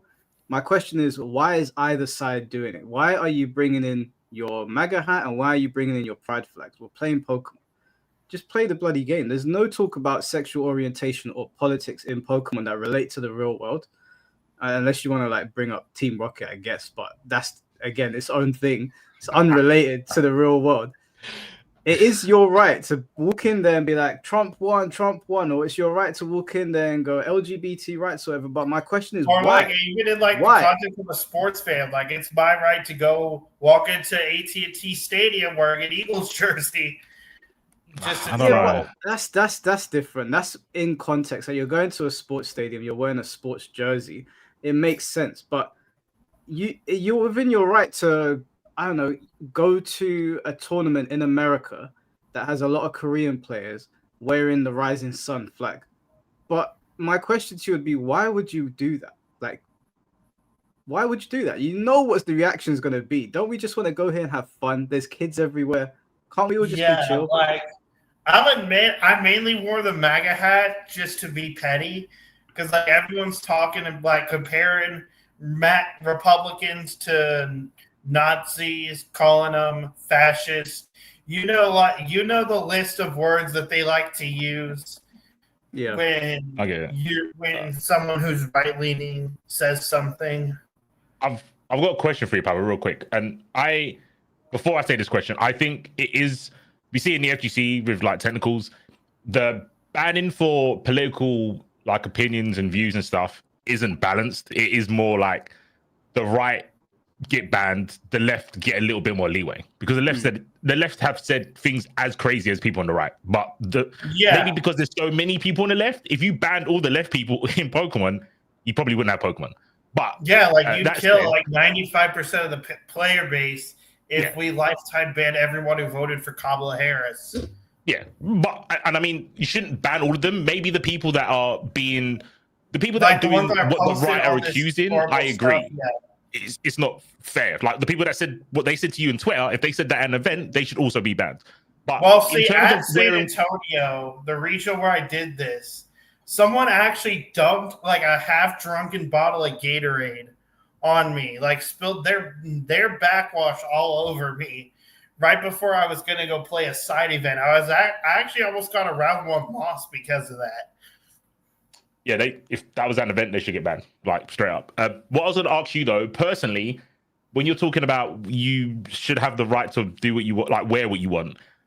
If you was at a Pokemon event and someone wore a KKK hoodie, would you be okay? Would you think that's fine? Personally, I'd be a little bit like, hold up now. Like, I'd be like, why are That's what the left feel about your MAGA hat. That's what I wanted to get to. That's how the left feel about your MAGA hat. No. Like, it's not the same. I'm not saying it's the same. But in comparison from one side to the other, like, that's what they see. KKK has, like, obviously a really bad history. And the left will say that MAGA has a real bad history. I'm just trying to give you a perspective of the people that are opposing you. They see you as a bad ideology. So the same way you see, I'm glad you said yes, by the way, because I was thinking you might say, nah. So I'm glad you don't want people wearing those things at Pokemon events. That transgender ideology shouldn't be there because there's kids. It's probably not appropriate to bring up. I agree. What was that story you had like a couple of weeks ago, Mike, with the Smash? With the Smash event, and some of the TOs were wearing like crazy outfits. Oh yeah. They were. It was like about Supernova, right? And like there was like somebody wearing fishnets. Yeah, there's just no need, bro. Yeah, there's no need to wear those sort of things. Well, see, because like Pokemon, like if they could make you change, like a judge can literally threaten you to be kicked from the event, and if you don't change your clothing. But like it has to be like legit dress code violation. Like, hey, what you're wearing is probably not appropriate for some reason. Like it may have some symbols on it. It may just not fit. Or it could just be like the nature of the clothing itself. Because obviously I'm not going to show up to a Pokemon event in a bikini.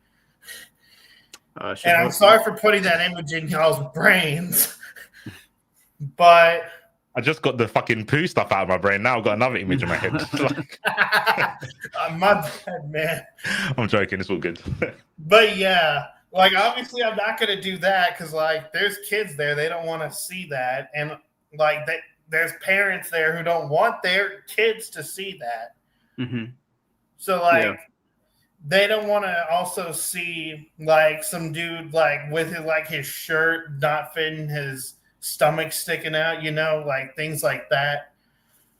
So like they will enforce a dress code. It's like, but they couldn't like do anything about the MAGA hat because it wasn't really a dress code violation per se. What do you think is gonna this player Judy? Would you say that his time in the Pokemon scene is over now? I think absolutely, with how cancel culture is, especially in these type of communities. Mm-hmm. And the fact that I believe you messaged me on Discord, told me that he was personally stepping away. Yeah, it says that he's taken a step back. I think at least till 20. Well, I'll be willing to wait till 2030 to see if he does. But I think more than likely he's done. Do you know who the girl is? I have no idea. Be interested to see how it pans out. Well, she's still anonymous though. But apparently it is a woman because everyone on Twitter is and Pokemon's going about, oh, we need to make this a safer space for women, LGBT people. But when they're saying that, is that because there's been other incidents as well? Or is it generally a safe space? I'm not aware personally of any other grape or SA incidents. Mm-hmm. But there was that Ilya Sutherland person I mentioned who allegedly was talking to kids inappropriately. So I think there's definitely some creeps in Pokemon. And there's also that one guy who Wolf Glick defended. There's Max Waterman said that one of Wolf's friends was an alleged abuser on stream, and he got punished by the Pokemon company for it. Oh wow! Yeah, he got disqualified from that event 3 rounds after he made that post. They just disqualified him. Is there a way to appeal? I'll speak for my own suspension. I will be eligible to appeal in February of next year. So February 2026. But that's up to the Pokemon company and Play Pokemon and their rules compliance team to decide that. They can choose to permanently suspend you, and that just means essentially a ban with no appeal. What do you think your chances are of coming back? Do you think that they'll accept you? I believe so. I think the whole indefinite thing, they're just testing the waters, see if I continue to talk about the trans stuff and all the wood chippers, I think they're just testing the waters to see if I change. Did you probably seen it? It's like a mini documentary of that guy. I can't remember the guy's name. The guy that stole a laptop and robbed people's cards, and Gino. Yeah, the Gino thing. I heard. He I appealed. didn't see that. I didn't watch that documentary personally. I heard Andrew Mahone deleted it because there was somebody who came out, said that she was groomed by him. Damn. Okay, well, it was a pretty good's not the right word, interesting documentary, because this guy was like bad years and years ago, and in his appeal, he basically pleaded and showed that he changed. And spoilers, I guess, for something you can't see anymore. Like, he got back in. They said he could come back. Cheating. Yeah, cheating, stealing, like bullying. But his appeal, he pleaded and showed that he changed his life, and they let him back. In the documentary, that's what they said. If there's another allegation, then they might revoke it. But yeah, he did some pretty bad stuff, and they allowed him back. Someone shared a string of messages that they were claiming was Gino. Right. And like when she was like, I think when she was 11 or so. Okay. Yeah, I've seen the look. I'm like, have a seat, buddy. We got some questions for you. It's Pokemon. It's so weird because in the FGC, you don't normally get anyone under 10. Like, so a 10-year-old at a fighting game event is weird. I heard Pokemon they go as low as 12 even. It's just, yeah. But like usually mental. When like you see like the scenes, it's usually like 13, 14, 15, like 13, 14 when they do the stings. But like you have to remember, like with those, that's like actually an adult, and they're just saying, "Hey, I'm 13 or 14." But they have parents there, right? Yeah, well, parents are supposed to accompany. Well, I don't think they really enforce it, but parents are more than welcome to like be in attendance. I was at the Pokemon. I don't know what was the one at MCM. I think it was last year. Or was it the year before? It's there every year. I think you went the year before. I think the twins went this year. Ketchup and Mustard went this year. I saw them at that one. Oh, so you must have been this year then. No, I saw that. I see them. I saw them there. I didn't go this year. I definitely went. Oh, no, did I work there this year? Yeah, I was there. I was doing some stuff there, and I saw the whole Pokemon stuff going on, and I did see some people wandering around on their own, and I looked over at some of my colleagues, and I was like, should they be on their own? You know. Well, like I've seen people, like I'm not gonna name drop names, who are minors and went to events like without their parents in attendance. And wait, like they attended without their parents. Yeah, they like parents don't have to be there. They don't really enforce that. I guess they just enforce being accompanied by an adult. But since like he had like 3 adults with him at this event, who they all travel together. They all traveled to this event together. And like so like one of them and me both had static seating, which is like if you just don't want to walk over, you can like ask for it if you have like some sort of like disability. And I got a busted leg, which counts somehow. I also just didn't want to walk around, especially with all the threats I was getting regarding my attendance. So I just kind of stayed in one place. One of my friends is actually also at static seating because he legitimately has kidney problems. So he decided he was going to get static seating. We ended up getting seated next to each other. So our tables just kind of became the hangout for our group during that event. Let me ask you a question. If you get reinstated by Pokemon, do you feel safe going to a tournament on your own? I would say I'm going to test the waters, because last time with San Antonio, obviously I almost got that guy who poured Gatorade on me. He didn't get removed. He claimed I called him a slur and that I tripped him. And obviously, like, they pulled cameras and found out that he was lying about that, or that they just couldn't really prove anything he said. So he was allowed to stay. They just told him, hey, they saw him spill the Gatorade on me, which is what the cameras caught.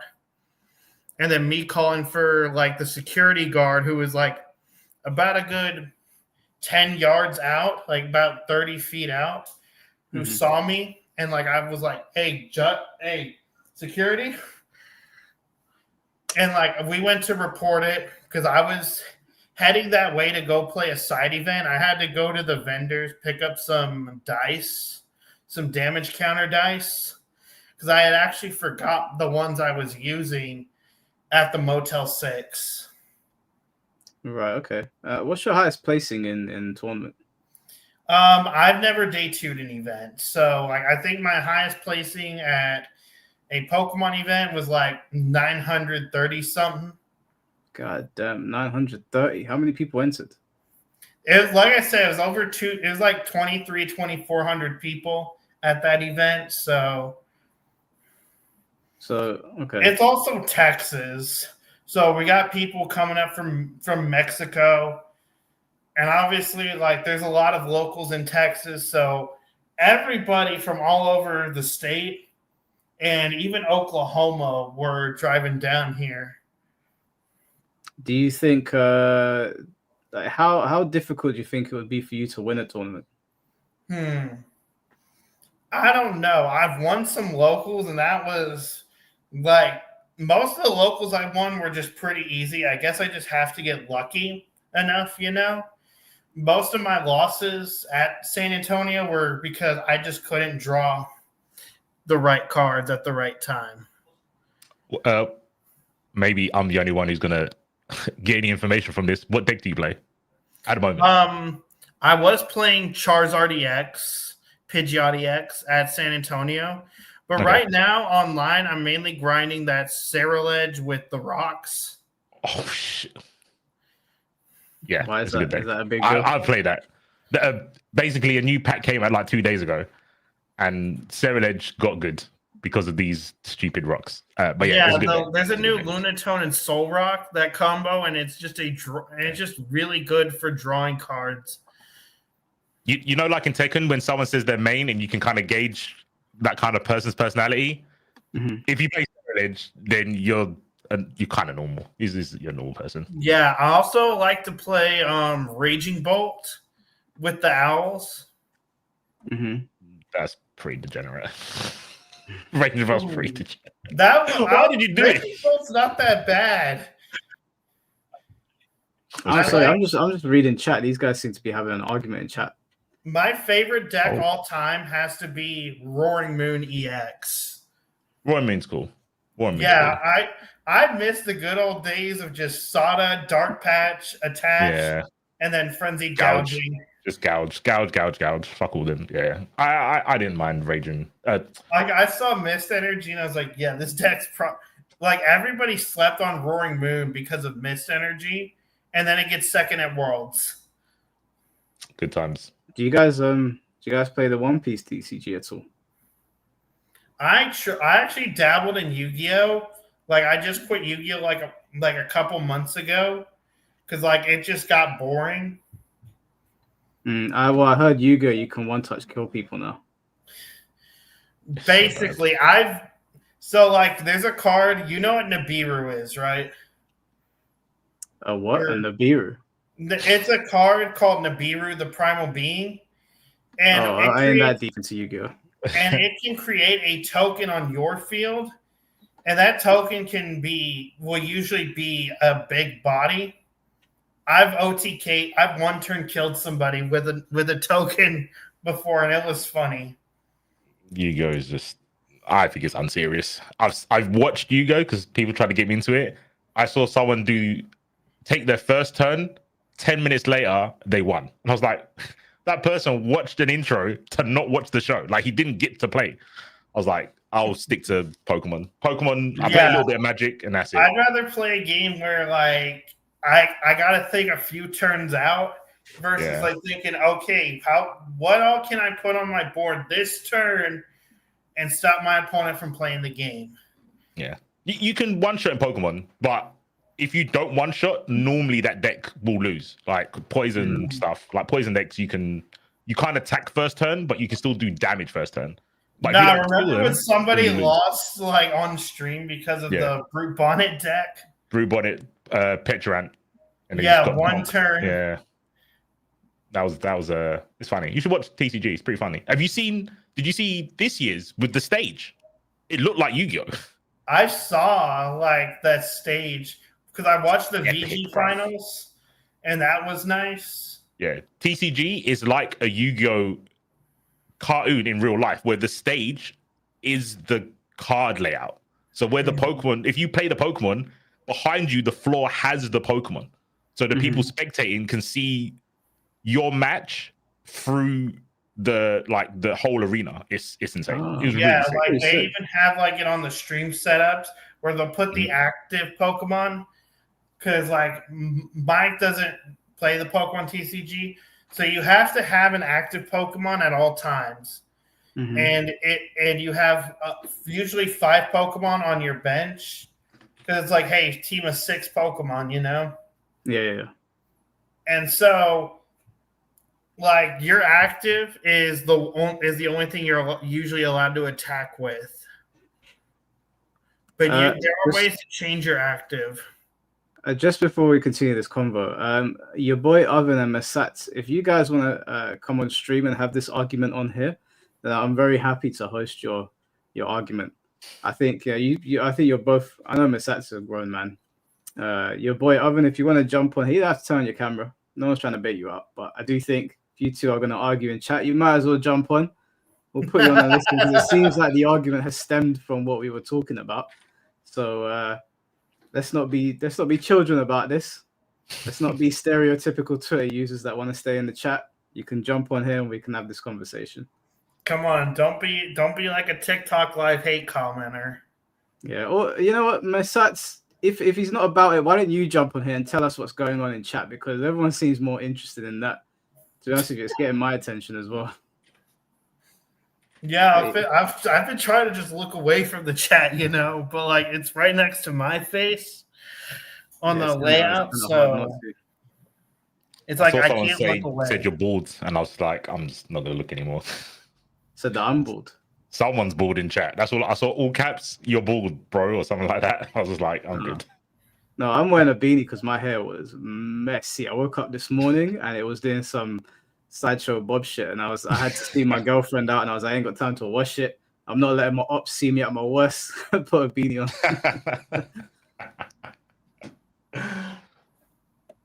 on. Where's my sets? Let's see. But yeah, C4. Another deck I enjoyed playing last format was Joltik with Golden Go. Okay, I saw that with iron hands, or just like Pikachu. Like in the seniors division, like this Chinese kid. And if you don't know, China, they're like 2 whole generations back. So like they're still playing with Sun and Moon cards in China. Yeah. Why? Because like I guess in China it's just harder to get it. And like the simplified version, I think they're still playing with Sun and Moon, or they're just now getting Sword and Shield stuff. That's bro, they're like 2 years behind. They're like multiple, like they're playing old formats. We're playing standard. They're playing standard from a few years ago. Yeah, they're playing Mew VMAX because they even got Goldango then. If they haven't got Sword and Shield, they haven't got Goldango. That's well, I guess Japan are like a month ahead of us because the cards come out in Japan first, but the regulation waits for like the West to get it. So even though Japan have it early, they play with the new cards, but they can't like qualify for anything. They have to wait till till the majority of people get it. When Japan gets their stuff tournament legal, that's when the US gets their product release. I'm surprised China's so far behind. That's insane. Like they're probably still playing Path to the Peak, Melanie Kelleric's Ice Rider. It could be because of that, actually. Yeah, it could be because of that. Yeah, it could just be China's government, you know? Yeah. Because, like, I guess, like, this kid, he figured out a way to access TCG Live in China. And so, like, he built this Joltik box deck. He mixed it with Goldengo. And he ended up winning beating Gabriel Fernandez, who is the top player in seniors division. He just moved up to the Masters division this year. Six storylines. I don't know what any of this means, but it sounds really cool. So Gabriel Fernandez won all 3 international championships last season in the seniors division. He won all 3 international championships that season, and then he went on to the World's Finals, and he got second. Yeah, what is Goldengo? What does that mean?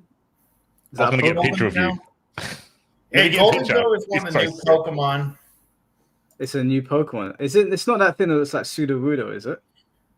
It looks like it looks like string cheese, kind of. Wait, you're not doing it justice. Hold on. Let me get you the art. Let me get you the art before you judge it, because I think it's got the best art. Hold on. I saw a golden Pokemon card of this weird-looking golden Pokemon in the Fnatic store that was like cased up. Did it have a surfboard or anything? I can't remember. I just remember looking at it thinking they've really run out of ideas. It was supposed to be like the 1000th Pokemon. Yes, I remember it. Look at it. Look at this art. This is album cover art. With the arms crossed. Is this meant to be DJ or something? It looks sick though, right? I don't know about this sick. Uncultured. This is like they're running out of ideas. All right, I'm gonna take a quick look at this, and this is the card. This card's worth a lot of money. Wait, hold on, let me bring it up on screen. It was in the Fnatic store when we went there the other day. You know why? That one. Man, that was corny. It's the unfold one I like. Yeah, that one's nice. Like, I had to before I sold my Pokemon collection, because originally I wasn't planning on coming back to Pokemon, but it's a lot cheaper than Yu-Gi-Oh, so we're going back. This is so dumb. This Pokemon looks so stupid. I'm sorry, but the Pokemon company needs to get their shit together, because when I'm watching Monster Hunter come out of these sick designs constantly, and then I look at this, I'm like, what are you doing? A fucking chandelier and a candle packet. It's money. It's money. It's casino money, bro. It's degenerate. Oh.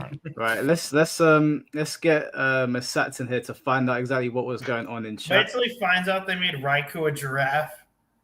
We'll get back to it. Hold on. Okay, wait, no, we'll get back to that. Masats, how you doing, bro? I'm good, man. Can you hear me? Yeah, it's a little quiet. Let me turn you up. Speak. Is that any better? Yeah, it's better. Okay. All right, so tell us what was going on in chat between you and your boy Oven.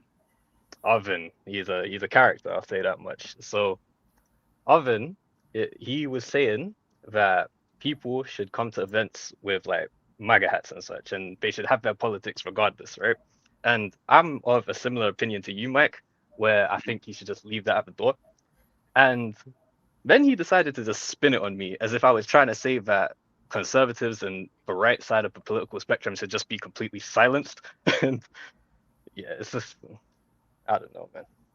That's it. That's I've been getting him, man. I think he might just be rage baiting. I'm not gonna lie to you. You think he's rage baiting? Yeah. The thing is that I don't understand like I was saying to Papa C, I don't understand why you would want to bring your politics into the venue. Yeah, I'm of the same opinion. Me personally, I think you should just leave that at the door. I get that America has that whole freedom of speech thing, but yeah. In hindsight, yes, but at the same time, like, it's like if you're gonna complain, if like it bothers you that much to the point where you're like willing to like threaten somebody over it, then try that with me. I think you misunderstand. I'm not saying that it's a problem per se. What I'm trying to say is that, how do I word this? Like, you're there to play Pokemon, or if you're in the FGC, you're there to push buttons and play the game. Why do you really need to bring your politics into that? Well, like, I'll be honest, I try to like kind of like I was getting involved in politics, and I've been trying to kind of dial back on that like after the election stuff. But it's like, if people are gonna be like, it was kind of like sort of like a middle finger in a way to all the people who were just being rude about someone else doing it. So it's just kind of like a middle finger in a way. Like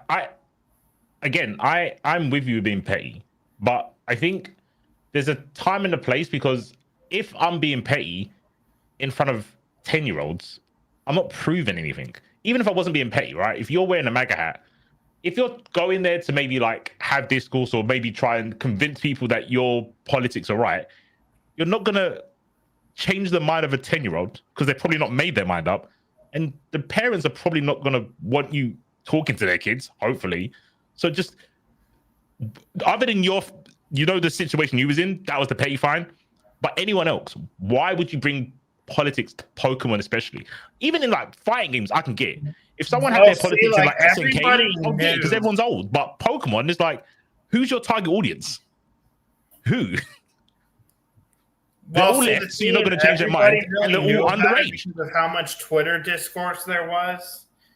Yeah, but you're not going to change the people. You're not going to change the people on the left, and you're not going to change the mind of an 8-year-old. So why do it? I think that's what we're all trying to understand. Like, where's the benefit of doing it? Well, not use other people, because you're petty like me, but other people. I don't really know how other people would benefit from that per se.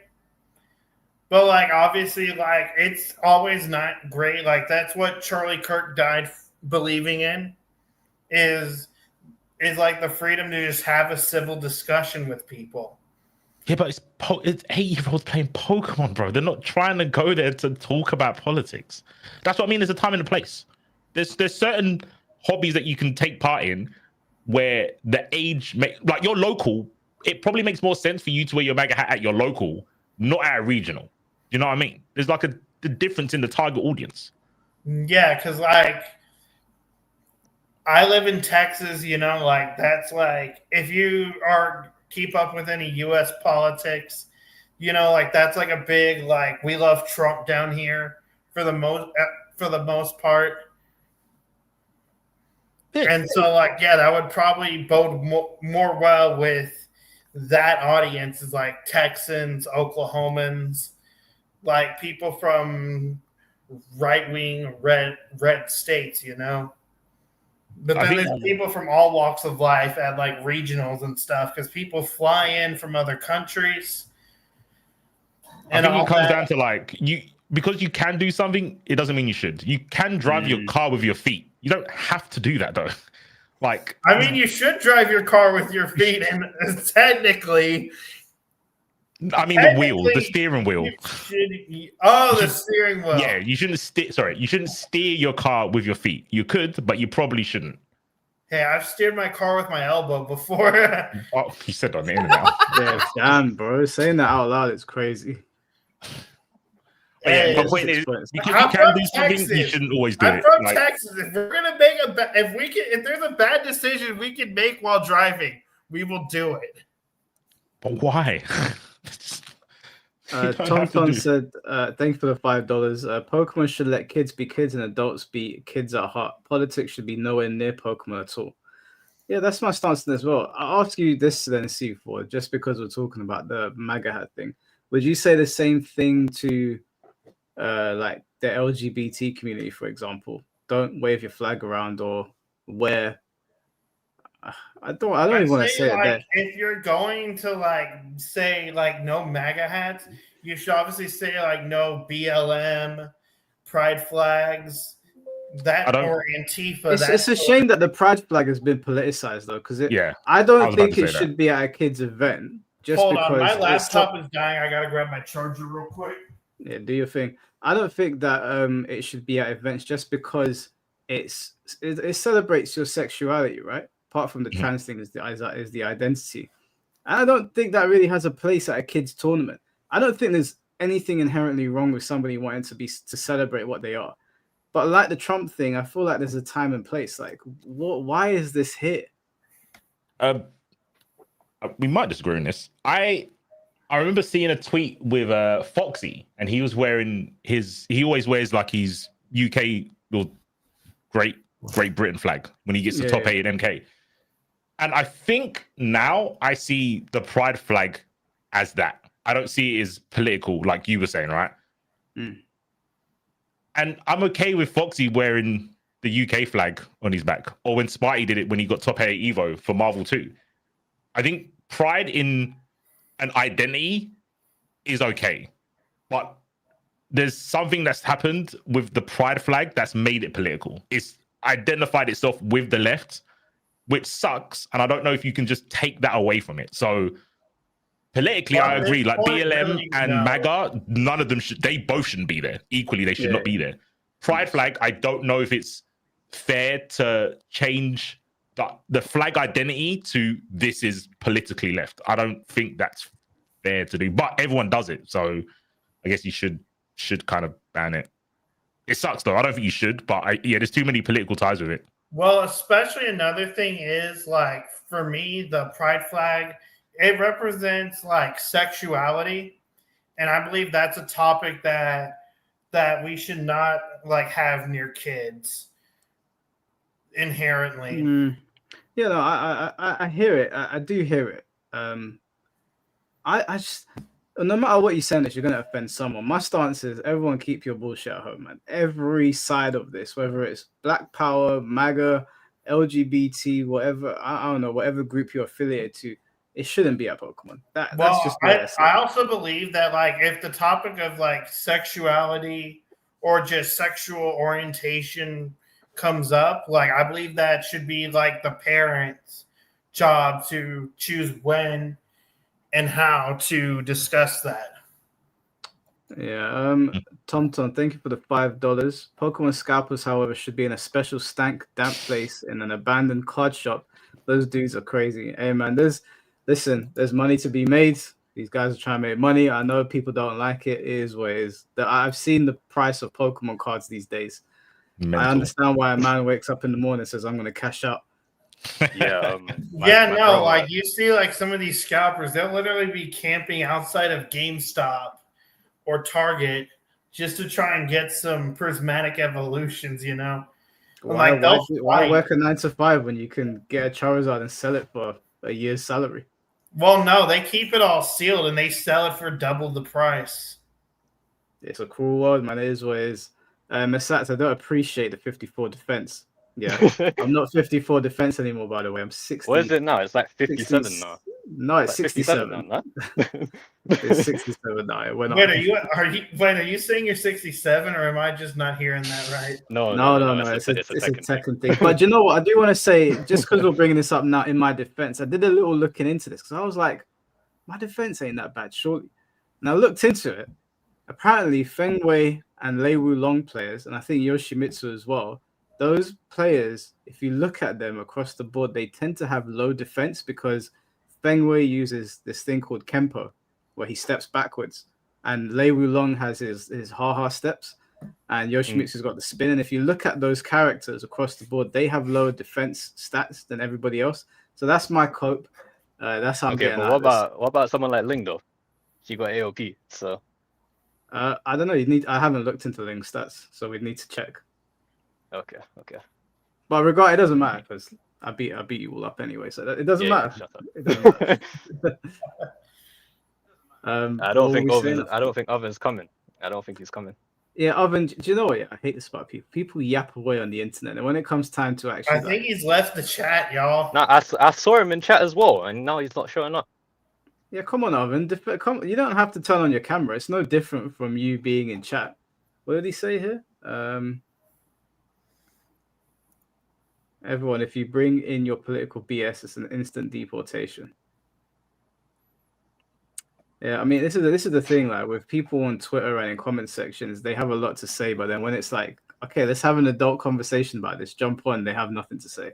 Well, one thing I think is that Pokemon, like with the player base, it's like with how left-leaning it is, if something right-leaning gets in, like they just like go into full panic mode.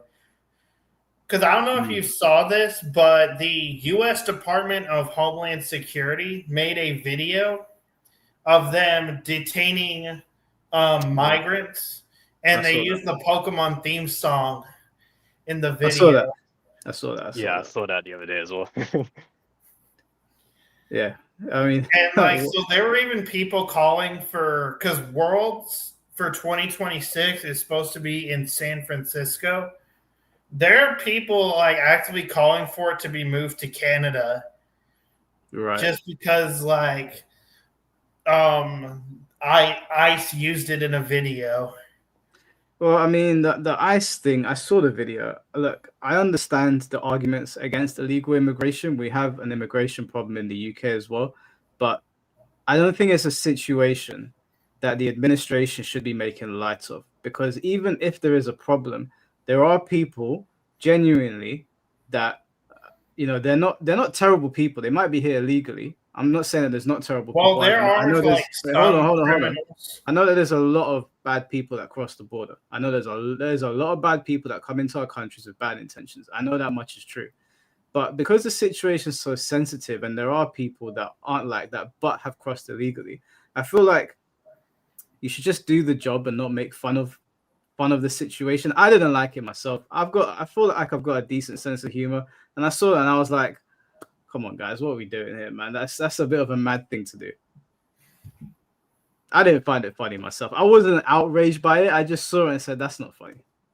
So I don't know. Did you find it funny? I'll admit, yes, I genuinely did find that pretty funny. Like, but they also even made like these little like AI generated Pokemon cards of like some of the ones that had committed crimes, and it like details like some of like the small details of their crime. I mean, mainly like how long they've been in prison for because of what they did. Like you'll see like guy illicitly touched a 14-year-old, and then you'll see the next one spent 20 years in prison for a stabbing incident. Yeah, I mean, if it's specific people that have done terrible things, and I'm not going to be mad at that. If it's a pedo, I'm not going to get mad at it. Like they can go hit the road, Jack. I'm not against. I understand, because we're seeing all of these like rallies around the world of people angry that illegals are entering their country. I'm not saying that like certain administrations don't have to do their job and getting criminals out of their country. I'm not saying that. I'm saying that if you're you're in charge of the country, it's a pretty serious situation going on. Agree or disagree, I feel like the time for memeing is not when you're throwing people out of the country, whether you're in the right or wrong. That's just me. I'm not saying he can't do it. Obviously, he can do what he wants. He's the fucking president, right? But it was just distasteful for me. I saw it. I said, me and my girl saw it. We said, this is kind of, that just feels like you're gonna rile people up. Like, just do the job and get on with it. Yeah, and I got. Wait, if someone's saying Mike in favor of wood chippers confirmed. Listen, I know what I can and can't say, and also I'm in the UK. Please don't forget that. Yeah, me and C4. Wait, Miss Satch, you're in the UK as well, right? Yeah. Yeah, so I should have made that my header, a Croydon resident. Yeah, he's in a level 99 PvP server. But there's okay, certain so things they we can't say it, I'll say it. No. Absolutely not. I'm not. Listen, the police arrested somebody because he called the police officer. They called him a muppet. Called him a muppet, and he got arrested, bro. Do you know? Oh shit! It's Black Ketchum. Can't say that. That's actually outrageous. Someone sent me this. Hold up. I'm gonna look at this real quick. Someone wanted me to bring this up. Tom, thank you for the $5. Yeah, there's way more money in Pokemon than the FGC will ever have. I got an EX Latias last night. If graded 10, it's worth over $500. Crazy.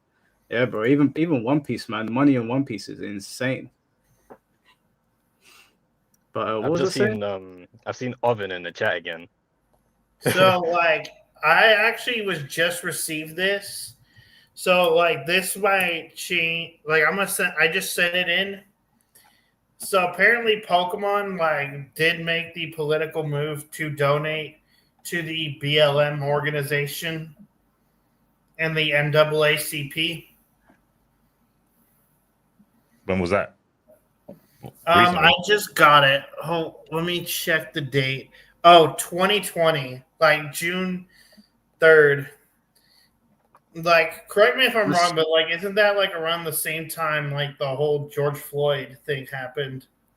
Yeah, that is the same time. Here at the Pokemon Company International, we believe in friendship, inclusivity, and equity. These are the values that anchor the Pokemon brand. There is no place for oppression within our community. We stand in solidarity with our Black employees, fans, and families who continue to be impacted by systemic racism and senseless violence. We will be making a $100,000 donation to the NAACP and a $100,000 donation to Black Lives Matter. Our commitment to you is ongoing, and our support will be as well. We believe that Black Lives Matter. Shouts to Brock. Why Brock? Isn't he black? I don't know, is he? He's the only black dude I know in Pokemon. Well, like that's another thing is like if you look at like what BLM, they're actually accused of being responsible for property damage in Minneapolis, and they're also being accused of misusing some of the funds that were donated to them to purchase houses for high-ranking members of the group. Yeah, I did see that. That's typically why I don't back particular groups, no matter what it is, because I'm always like, there's probably something corrupt going on. I think the Black Lives Matter thing, the name is very smart because obviously our Black Lives Matter, like the sentiment is true, but the organization is separate from the feeling. So I think they were very smart to name it that. Because if you're seen to be disagreeing with any of their practices, then it just sounds like you don't think Black people's lives matter. It's kind of a lose-lose conversation. I don't mean to cut you guys off. Oven, you're in the chat saying that it's hypocrisy and that we've just been, and I have been hypocritical. Hop on the call, man. Why are you still just hiding in chat? Yeah, well, come on. AI. I don't think Bro, I've been sitting here for like upwards of 20 minutes and you still haven't hopped in the call. You've got so much to say in the chat. Come on, say something, man. Oh, okay, wait, hold on. Maybe Oven's very young because some like obviously some people were raised on the internet and they don't like having like conversations. So he might not be. Yeah, no. If he's under 18, don't be. We don't need to like. It's not even under 18. Some people were raised on the internet, so they're very confident talking behind a keyboard. But when you but like, he said in the chat just now that he's 26. I don't believe him. If he was 26, there's no way he wouldn't just jump on the call and he doesn't have to turn on his camera. Yeah, actually, for me, I didn't start using social media until I was 18. And I got like ADHD real bad. And I haven't taken meds for it in years because I just decided I didn't want to pay for it. So I might, and like, it's not going to kill me to go off meds. So I just decided I'm a cold turkey it. Wait, so right? Kenjamin in the chat is literally saying, "I'm older than him. I'm 20." Like, oh no, he's 21. Older than me. Sorry, he's what older you than mean? Me, sorry. You older than me? No. Oven. I'm talking about Oven, not you. Oh. So wait, you wait. Hold on. Sorry, just circle back to what you said just now. You got ADHD for being on the internet. No, I had ADHD as a kid. I didn't use social media till I was 18. Mm-hmm. And like, so I just decided, so like, I wasn't really raised on like the whole TikTok and Instagram thing. I was raised on watching the news, playing Mario Kart Wii. That's what I was raised on. Fair enough. Well, still, I guess the point stands.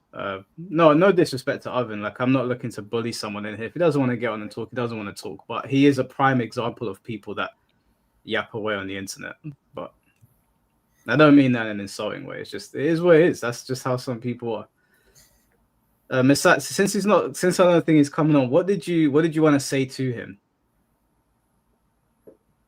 Nothing really in particular, because I just wanted to hear what he had to say. Because maybe I'm missing what he's trying to say, and that's completely possible. I feel like if he was to speak more openly, maybe I could understand him better. But I don't know. Yeah, no, fair enough. He did try to equate like political belief with identity, because he tried to insinuate that if you're not allowed to have your MAGA hat in an event or something, then they should just ban trans people outright. So yeah, that doesn't make any sense. Like, someone being transgender is not a declaration of their politics, is it? Can we all agree on that? Yeah. Not even close. Yep. Oven, Purposely? you keep saying you would say the same thing. Hop in the call then. Nah, I don't think you would, Oven. I don't think you would. I don't think you would say the same If thing. I think Oven that's what you're saying.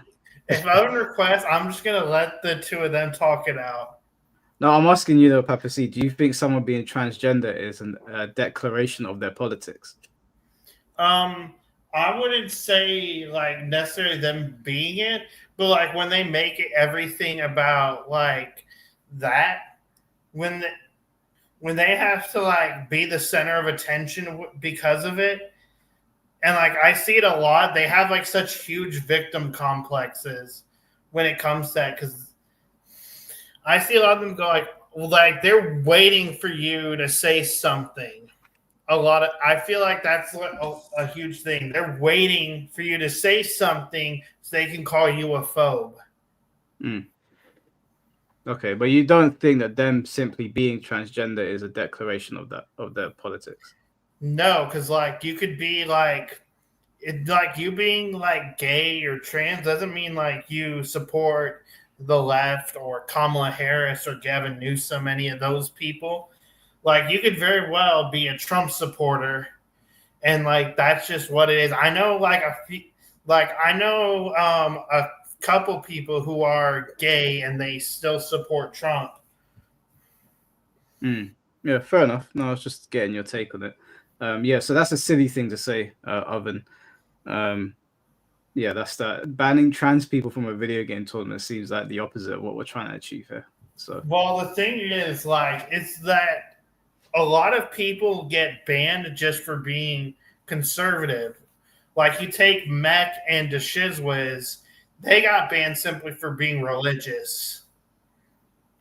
I don't remember what exactly happened. I know I spoke to Mech quite a bit. I ended up getting on with him more than other people, but I don't remember exactly what his ban was. I don't even know who the Shizwiz is, to be honest with you. Or maybe I do. I don't remember Like the name. he was like he's like one of those guys who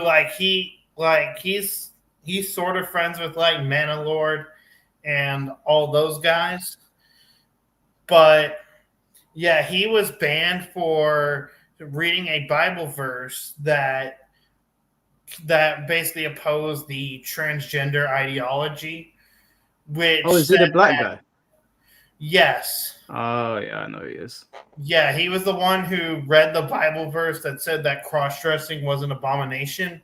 And as a Christian, like I myself, I do agree with that statement. Like I even like after I got banned from Pokemon, I started attending church again. Right, okay. So is the Pokemon community not welcoming to Christians then? I think it's just like they're not welcoming to anything that isn't like aligned with their ideology. They have a clear cut ideology where it's all about like trans rights, gay rights, women are equal to like feminism, you know. Can I ask, with the Shizwiz's situation, was he at a tournament reading out Bible verses? No, he was like on Twitter, like he just like I think he was filming like from his home or something. Like he was just like sitting on a couch, I believe. Oh, okay, and he was just doing a religious video. Yeah. Well, he mentioned the Smash. He said this is a message for the Smash community. So they probably took it as like. Well, I mean that's going to happen then, right? Isn't it the whole separate religion from state or something like that in America? So prescribing your religious beliefs onto someone would probably break that rule in Pokemon. No. Well, see, like that's another thing is like as much as like you can't discriminate against trans people or black people in Pokemon, like the same rules are meant to protect Christians, Muslims, or even like Trump supporters, MAGAs. Well, they're very different. Like being black isn't an idea or a concept; it's reality. It's not a preference either. Mm-hmm. But politics are a preference, and religious is a belief. But they're not really the same. Yeah, but still, like the rules that are meant to protect those things are meant to protect like religious belief. because like they can't really control like how someone identifies, what someone believes, and like you and me can't do that either. Yeah, I don't think they're trying to say that you're wrong, but I think they're trying to stop you from proselytizing it to other people. No. But I think the main thing is they're trying to stop me from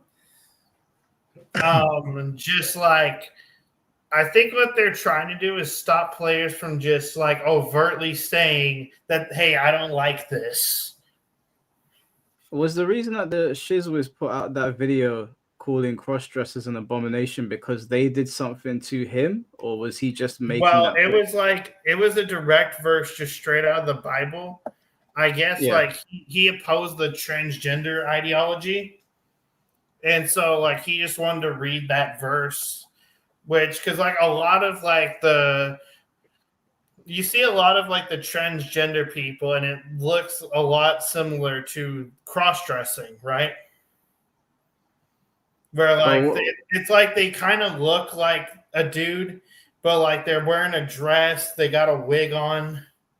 But what I'm asking is that why okay, so we're all trying to coexist here in this scene together. There's transgender people and there's Christians. And I might not agree with their outlook because I'm Greek Orthodox, right? But I've never been to a tournament and had a problem with a transgender person, nor have any of my beliefs ever got me in trouble. So what I'm trying to understand is when he posted that video calling them out for cross-dressing and you said he directed it at them, what prompted him to do that? Was it simply seeing transgender people at the tournament, or was there something going on that made him do that? I think it was the idea of like, I believe like, and this is like one thing like why I personally don't support transgender ideology is because like if someone's like born a man, they dress up as a woman, they claim to be a woman, like they go into women's spaces like bathrooms, locker rooms. It's just very weird to me personally. And I'm just not comfortable with the idea of a man going into a women's only space. Like, even under the guise that they're supposedly a woman. Okay, but that doesn't really answer the question, though. Like, I understand that you don't agree with it. But I feel like that's like the Shizzwiz's point of view as well. Right. Okay. So you think it's okay because he thinks it's weird? I'm not saying like anything's okay. I'm not implying that anything is or isn't okay, but I understand where he's coming from. Okay. The thing that I'm struggling to understand here is that we all disagree on all sorts of different things, right? And it's okay if the Shizzwiz disagrees with how transgender people see themselves and see the world. That's fine. But what I don't understand is that where we're trying to all coexist, why direct a video at them to be like, you're an abomination? Because wouldn't that be the same as them directing videos at Christians being like, you guys are pieces of shit? And if they did that first, then I'd be like, okay, well, I get it now because he's retaliating. But he went to a tournament, saw them, and then thought, I'm going to make this video. Is that what happened? Well, I don't know why he did it. Like, I'm getting a lot of messages here. If it's Tope, tell him to jump on. It's not. Boo. I know, like, me and Tope spoke the other day. The Smash community, like, they target, because I guess they believe that religious people are just inherently homophobic, transphobic, like misogynistic, because of how like certain religions view women. Yeah. Like they view women differently than men. And I will say, I do believe that men are on average physically superior on average. I'm saying physically in like terms of like when you say superior, why say it? When you say superior, what are you talking about? Strength? Like physically more like muscular per se. Okay, but that's like obvious. We all know that. Why just? I don't understand. What I'm trying to get at is why. What is the prompt here? Why? Yeah, you're steering with your feet again. Like, no one asked why like ask your opinion on why men are different to women. Mike was just pointing out that the things that you have an issue with transgender people, they could apply that same criticism to religious people, saying that your scripture actually says that we're an abomination. You hate us. That's a sound argument because your scripture says it. Well, see, one thing the Bible does teach is love thy neighbor as thyself.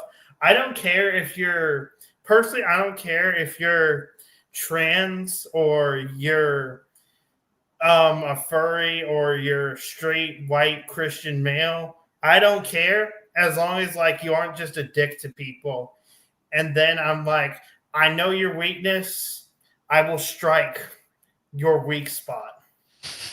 I will go like I'm like Thor in Endgame. I'll actually go for the head this time. Okay, but I think what me and C4 are struggling with. I'm not gonna lie to you, that was cringe. Yeah, that was mad. But what I think what we're struggling with here is that like I understand. I come from a Greek Orthodox family, right? My Greek side of my family are very conservative, so I understand their mindset, and I understand what they. Even though they're like we had what was the person's name again? Was it Shmeep? And I said to Shmeep, if you came to my house, and you professed to me that you are transgender, you would be welcomed. We will break bread with you. There'll be no animosity whatsoever.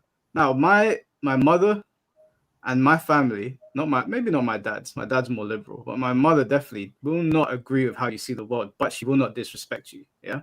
Yeah. What I'm trying to understand. Wait, hold on. What I'm trying to understand is that we in the fighting game community we coexist with transgender people, or at least we're trying to. I don't know if you guys in Smash are struggling right now, but in the wider fighting game community, we coexist with transgender people, and I have not had any issues with any of them face to face or really on Twitter, apart from a few minor misunderstandings. What I'm trying to understand is that I understand Shizwiz's point of view because I come from a Greek Orthodox household. But why did he call them abominations and then not expect a visceral response? I believe he was quoting the Bible. I believe he was just directly quoting it because, like, obviously, like, I don't think he thinks that, like, they're per se an abomination. He just disagrees with their way of life, their general mindset, their way of thinking. But why would he say it then? Why would he read the scripture if he doesn't believe the scripture? And aim it at them. Yeah. You said he aimed at them. I don't know personally. It's okay. You're trying to sweep for your boy. I understand, but he's play silly games, win stupid prizes. Like if you say someone's an abomination or a group of people are an abomination, and then surprise Pikachu face when they clap back, then you're a moron. No. It's just stupid. It's just stupid to think that. It is like I said, people are allowed to disagree and like not even see the world the way others see it, right? Because obviously, as a Christian, I understand. Like I've got Muslim friends, but we don't see the world the same way. We don't worship the same God. We don't have the same outlook on life. But if I started calling their beliefs an abomination, I'm definitely going to win a stupid prize with them, 100%. But you can't be surprised when you do win that prize, right? Like, we're in a fighting game community, aren't we supposed? Isn't the point of this for all of us to coexist? And I'm not saying that people on the left or like people in the transgender community within Smash have not done bad things. Okay, I've seen things that have come out of people's mouths, like Salt, for example. More recently, I've seen Salt saying pretty abhorrent things. So it's not I heard saying, Salt actually just got banned from the Melee at Night Discord. Salt deserves it. About Charlie Kirk. Salt deserves it. So I'm not saying that transgender people or people in the LGBT community do not partake in terrible behavior, because we've all seen the things I say to technicals. We've all seen it, and people that agree with them. But I'm because you're here, we're just arguing this side of it. I just believe like the ones like I believe there's like terrible people on all sides of everything. I just believe that with the transgender community, the ones that are like the terrible people tend to be the loudest. And so it's very easy to stereotype them all. Wouldn't you say that's pretty fair? No, listen. As someone that is half black, I don't like it when people do that shit because obviously, I'm sure C4 could appreciate. There's this whole thing on Twitter right now going around called Black Fatigue, and it's kind of it's annoying for people like us who do not partake in degeneracy. So when people are You're like, cutting out. You're cutting out. am I cutting out for you, people? No, I can hear you fine. Oh, okay. All right, I can hear you fine now. You were cutting out a bit. As someone that does not partake in degeneracy, I'm not part of a gang. I don't go around attacking people. I understand that when you see it from a wide range of the same kinds of people, it's easy to do those things. But I generally find those kinds of people to be quite low IQ. I don't mean that in an offensive way. It's just that I can't sit here, especially because we had your friend on before, Surf, and we had a great conversation. And Surf is transgender, right? Is Surf the right name? Sir. Sir, that's it. Sir, yeah. So if I was sat here going, they're all mad. It's all mad. They're all doing mad things. They're coming after our kids. When we know they're not all like that. It's like you said, it's the loud ones. So to paint them all with a brush is obviously going to cause problems. Yeah, it's like obviously like the ones that are going into schools and ta up in the schools in the U.S. and the ones that are posting these threats of violence. Wait. Actually, because you've invoked Sir, I must do this. I think demographically, you're more likely to do that rat-a-tat-tat thing than a transgender person. Well, I mean, the only people I actually said that about were the PDFs. So yeah, but the white male kids are more likely to do it on average. No. I'd say like kids just talk. They just talk. See how you've taken away the identity of the people that do it when it more suits or it more matches your people. Like that's why I went to middle school in a predominantly white middle school, and they'll talk the most shit. And they shoot the most kids in the school. You can't backtrack away from what you just said. You can't backtrack from what you just said. You made a stereotype after Mike explained why it's bad to do that about trans people shooting up schools. I got the punchline. I'm not saying that there's a stereotype. I'm saying there's been instances of it happening. And so, like, it's easy to understand why some people may not be fond of a particular group. Yeah, but you've cherry-picked. Why don't you not like your people that do it? Why not dislike the young white guys that are doing it? I condemn it all personally. Like, if you're going to bring a weapon into a school, like, there's clearly something wrong with your head to want to take whatever sort of aggression you have out on children. I agree. Then it's got nothing to do with trans. You just don't like people that do that. It's got nothing to do with trans people. Yeah, well, like, it's like when, like, there's been, like, I believe, like, 9 of the past 10 school shootings in the U.S. were committed by someone who identified as transgender or non-binary. Is that true? 9 of the last 10. I mean, we can Google. Yeah, you can't just like I know, like it was the last 9, and then there was that one that happened the same day Charlie Kirk was assassinated, and not much is known about that one because like it coincides with a much more like an event that got more coverage, you know. Yeah, I mean, there's terrible things that happen every day in America. I saw the same day when Charlie Kirk was assassinated, some dude in a hotel got beheaded, and some guy kicked his head down the road. It was all over Twitter. I couldn't believe what I was seeing. Some Indian dude got beheaded by I don't know. I don't want to say a race in case I get it wrong, but he got beheaded by someone. They kicked his head down the road the same day Charlie Kirk was assassinated. And I was like, good Lord, man. I think I know the race of the person that did it, but I won't say just in case I'm wrong. Yeah, well, like for some of those, like I will say, like I know for a fact that the Minneapolis school shooter, like they confirmed that he was a transgender radical who wrote things such as like for the kids on one of the bullets, I believe. So do you feel unsafe around transgender people? I'm just wondering. I'd say from my experience, yes, simply because like I personally have not had an experience with one where they didn't just get aggressive. Because like not one. Like my first experience with a transgender person, I called I called them a she. They didn't like it, and like I couldn't help it. Like I kept doing it because like I'm from a very conservative. Let's be. We're in a safe place. Is it that you did it by mistake or you was being petty? And I remember, will be honest. I'm I also did a it petty by person. mistake. I did do it by mistake. I believe you. Because I believe you. Okay. like I go like I'm from like a very small town in Texas, very like high Christian conservative area. Like we don't really have like any LGBT kids in the schools.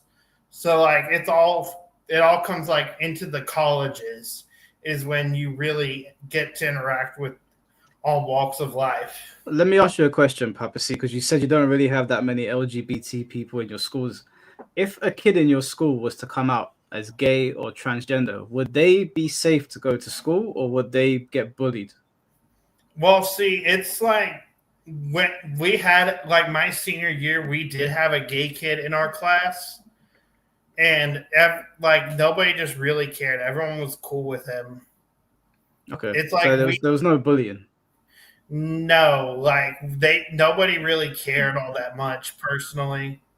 Yeah, because I know. Listen, when I was in school, there were like there were quite a lot of like homophobic attacks. So I know it happens in school. I know kids can be mean to those kinds of kids. So I've seen it firsthand. So when gay kids or trans kids tell me that it happens, I'm not saying that they're necessarily telling the truth, but I know it does happen. And especially because I grew up in a rough neighborhood, you can imagine a lot of people they didn't feel safe coming out around here. So that's why I was asking, in a conservative area, are they okay to come out? Like when I went to school, when I went to like middle school and high school in Texas, you're more likely to get bullied for a mental disability than you are for being gay. Damn. That might be even worse. But you guys bully mentally disabled people is like a couple. I'm not saying you do. Class did. They did say that again. There were like some people like use the R word pretty frequently. Gamer words. What, against somebody that was actually afflicted? Oh yeah. Not cool. You know, I'm not naming names. I'm not naming names. Like I don't snitch on the boys from back in middle school. I doubt they're watching, but you never know. Yeah, I would not recommend snitching on somebody in America. I definitely would do that. I'm scared of you guys. I'll be honest. Full disclosure, I would not come to America and talk shit to anyone. We're not that bad unless we've had it. We're only that bad after a couple drinks. Papa, would you think it's unreasonable if a black person in your school felt unsafe around white people? Like, is there any sort of context, or is it just that? I mean, it's mostly white people that shoot up schools. I'm looking at the numbers. It's almost triple black people. So would you think it's reasonable for a black person to feel scared of white people, white guys in their school? I would say no, because like unless someone's like an imminent danger, I don't see any real reason to fear them. But you feared trans people. Well, that's from experience with like them getting aggressive, violent, telling me I should Epstein myself. Okay, but I'm sure black people in America have had violence done to them by white people, whether it be police or in general. But you don't think it's reasonable for them to feel scared. But you being scared of transgender people is. Like, if it's just like white people, no. Like police per se, I could understand that because like there's like that whole, like I said, the George Floyd incident, and obviously like I myself have had negative experiences with police officers before, so I understand. I'm just talking about white people because, I mean, obviously, the news outlet for us in the UK isn't as dense as it is in NA, but I'm pretty sure me and Mike can both say I've never seen a black school shooter, never, or Asian. I don't think I've seen Hispanic. It's always to well, us. It's always actually, white. if you look, the Virginia Tech shooter was like Korean, I believe.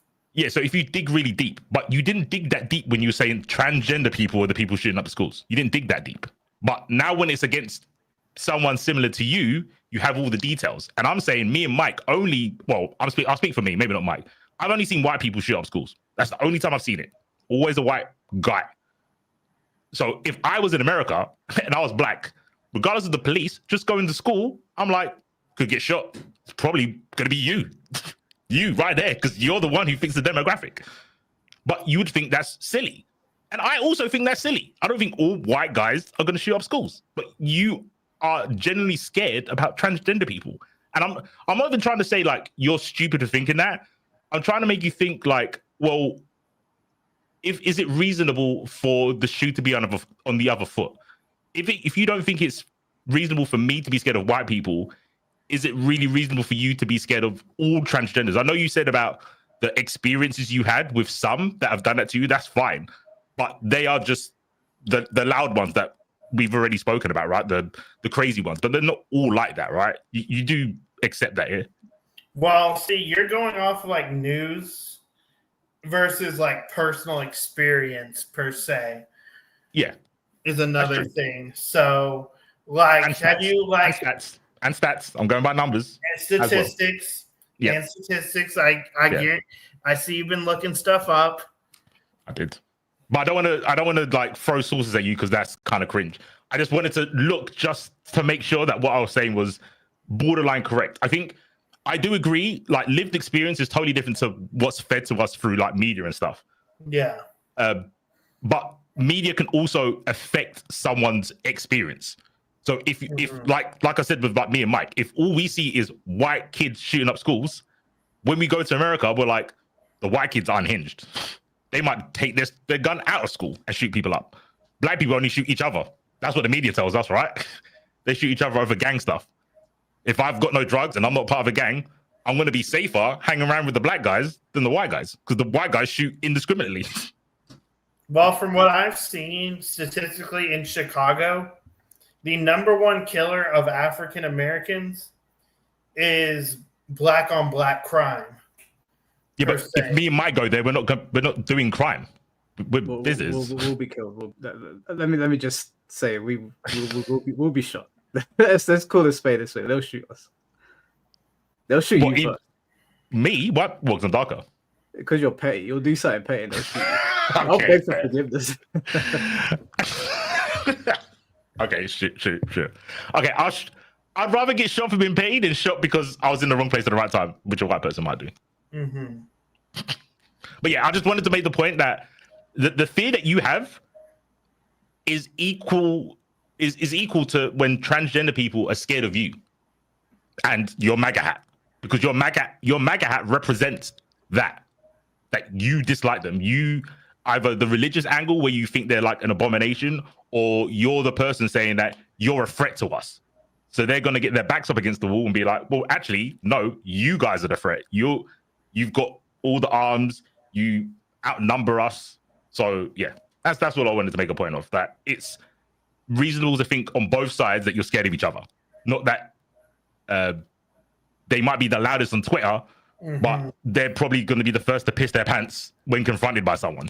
Just like because that's the thing, is a lot of these people like who sit behind a keyboard, they'll just talk shit, but like you confront them face to face, they probably be like, "Oh my god, I'm sorry, don't hit me." Probably. Well, I do want to stress though that I know Twitter dictates a lot of this conversation as well, and people forget that on both sides of the conversation, people are usually pretty decent about these things. I know Twitter makes it look like one side is terrible. I actually did a little experiment. I logged into my friend's account on Twitter because they get fed a lot of like left-leaning stuff, and on my Twitter page, I get a lot of right-leaning stuff, and I'm aware of that. I'm aware of how the algorithm is almost training me to like hate another side, which obviously I don't, because most of my friends are left-leaning.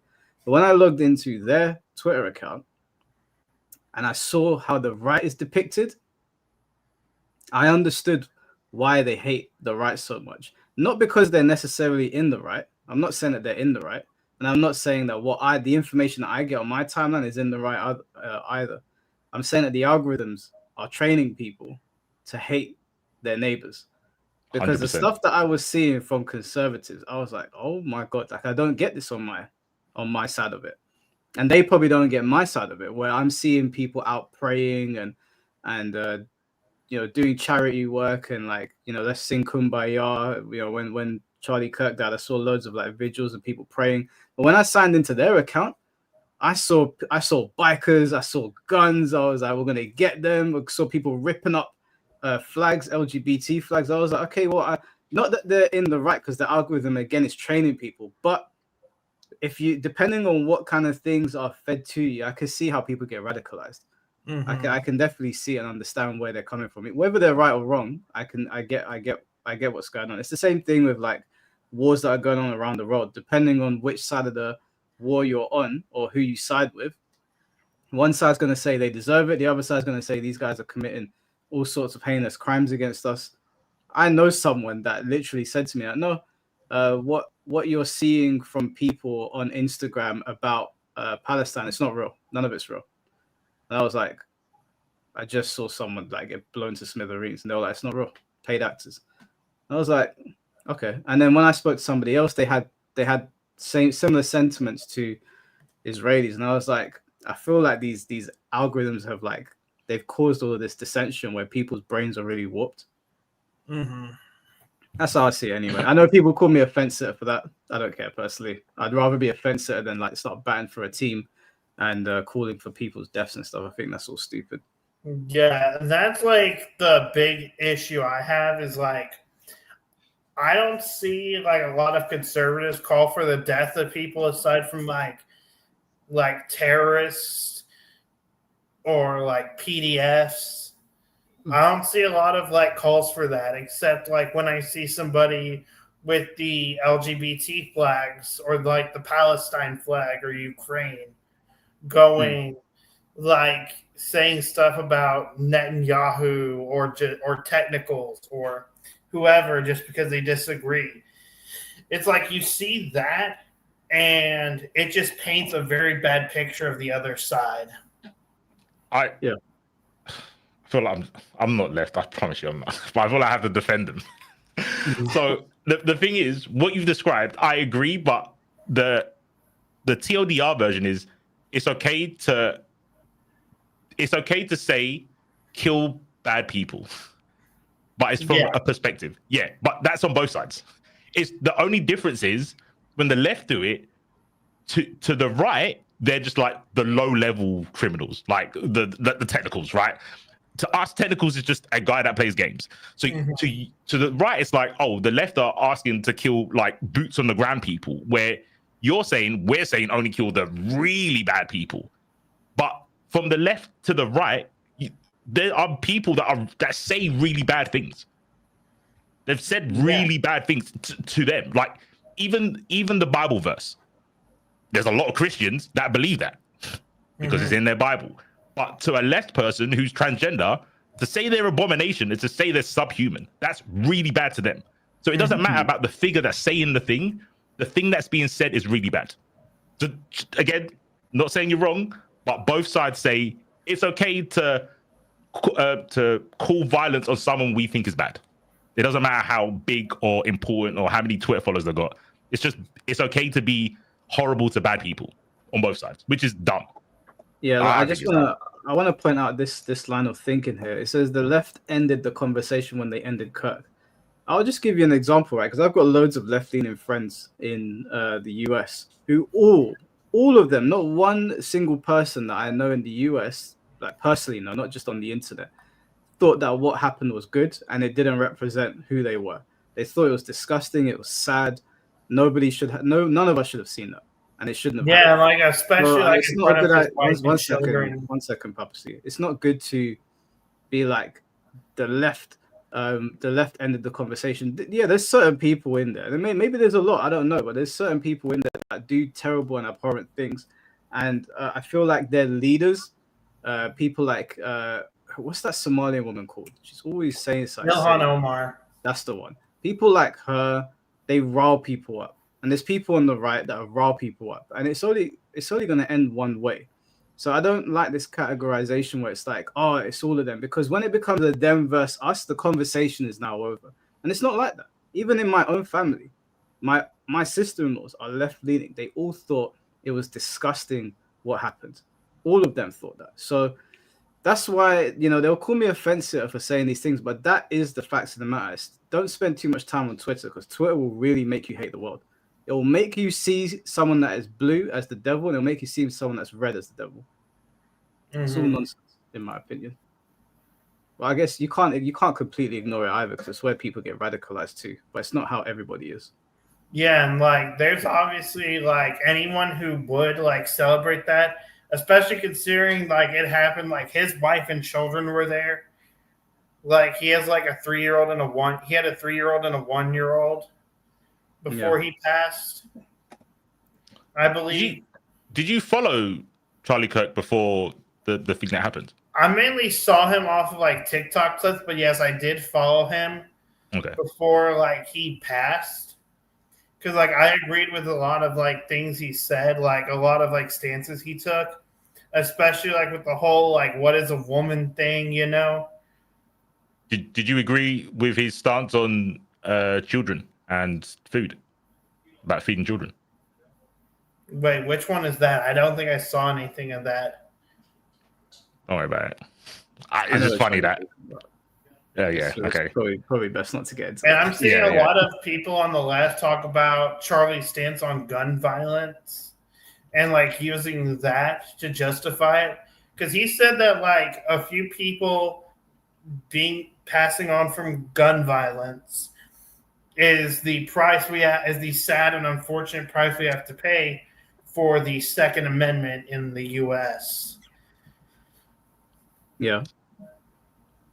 Yeah. The only reason I was bringing up that point, and it's fine that you haven't heard of it, it's just that I feel a lot of the times people agree with someone because they've only picked out the bits that they agree with.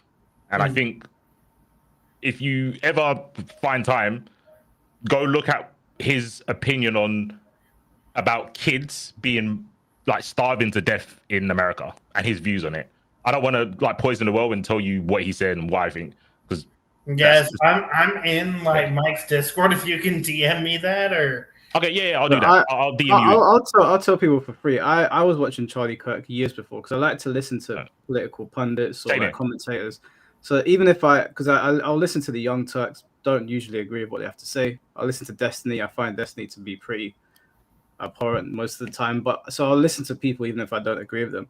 And one thing I found, an example of this actually was, Fergus, the Tekken player. He was saying that I've seen clips of him and I find him to be a disgusting person. And one thing that I found myself doing and wasting my time doing is talking to people that were watching clips. And you can't have a conversation with somebody that watches clips when the content is long form, right? So if we're having a conversation that goes on for 3 hours and you take 20 seconds of what I said and you base your opinion on that, I can't have a conversation with you because you don't know what you're talking about. So a lot of people were sending me quotes of things that he said, saying, how can you defend this? How can you defend that? And I said to him 100 times, this is not me defending him. I'm not Charlie Kirk's defender. I'm saying that you don't know what you're talking about because I've listened to it in its entirety. A good example of this actually is, I think I've got it here. Yeah, a good example of this is, do you remember everyone was saying that he can't stand the word empathy? Does anyone remember that?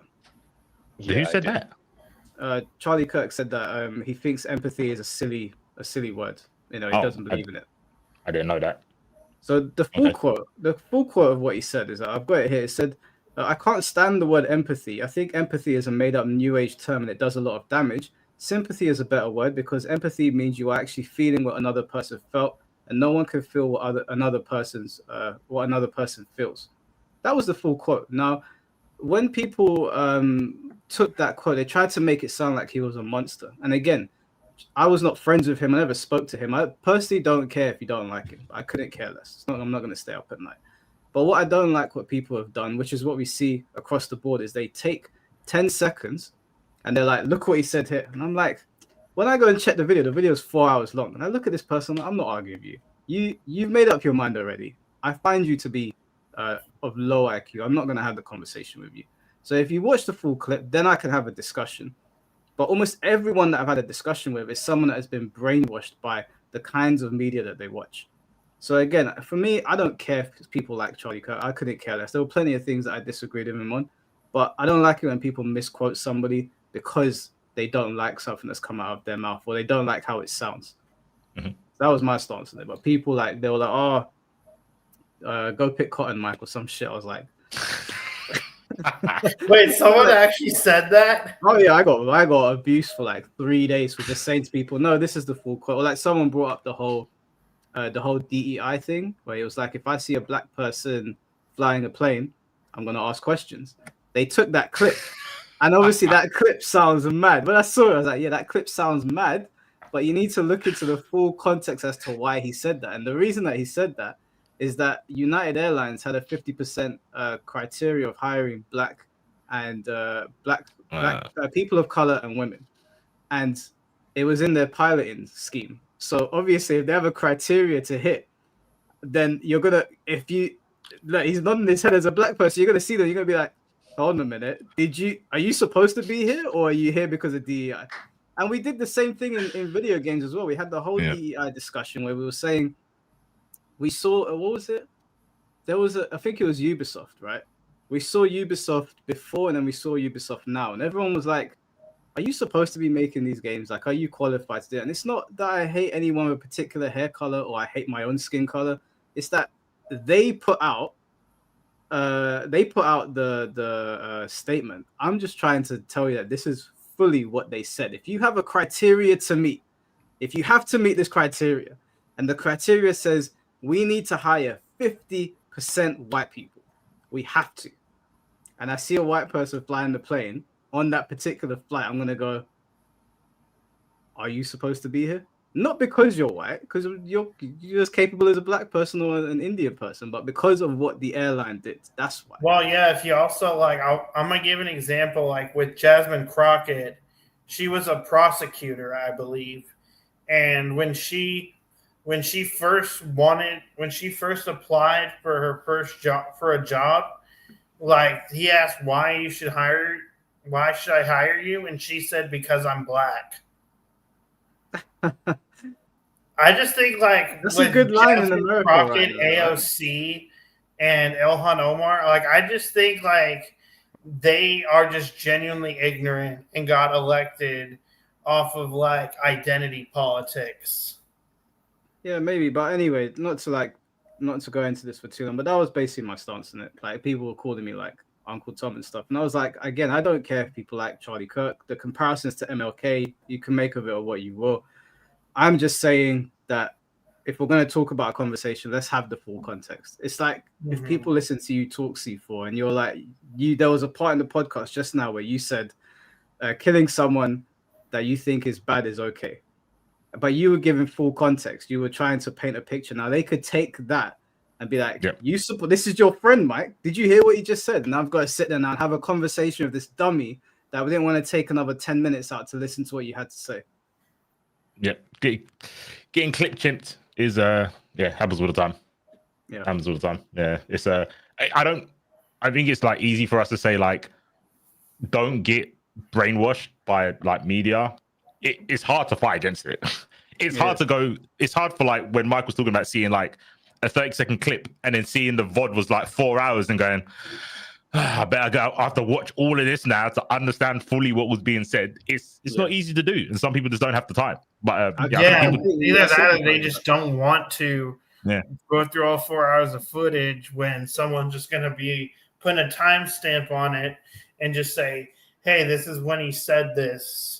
But, and like they're not gonna like, because I believe genuinely, like, in continuation of that, there are people who like are proved to be too much of a danger to others that like it makes sense why we would like execute said person. I think that's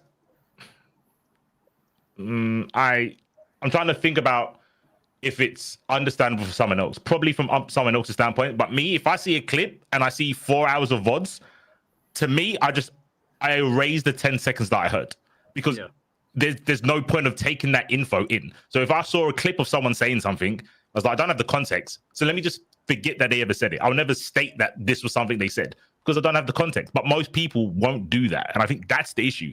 You either put in the work and watch the VODs, or you just disregard the information. Go, well, when you can give me something substantive, then I'll take it in. That's how I think people should do it, but I can't prescribe how people should take in information.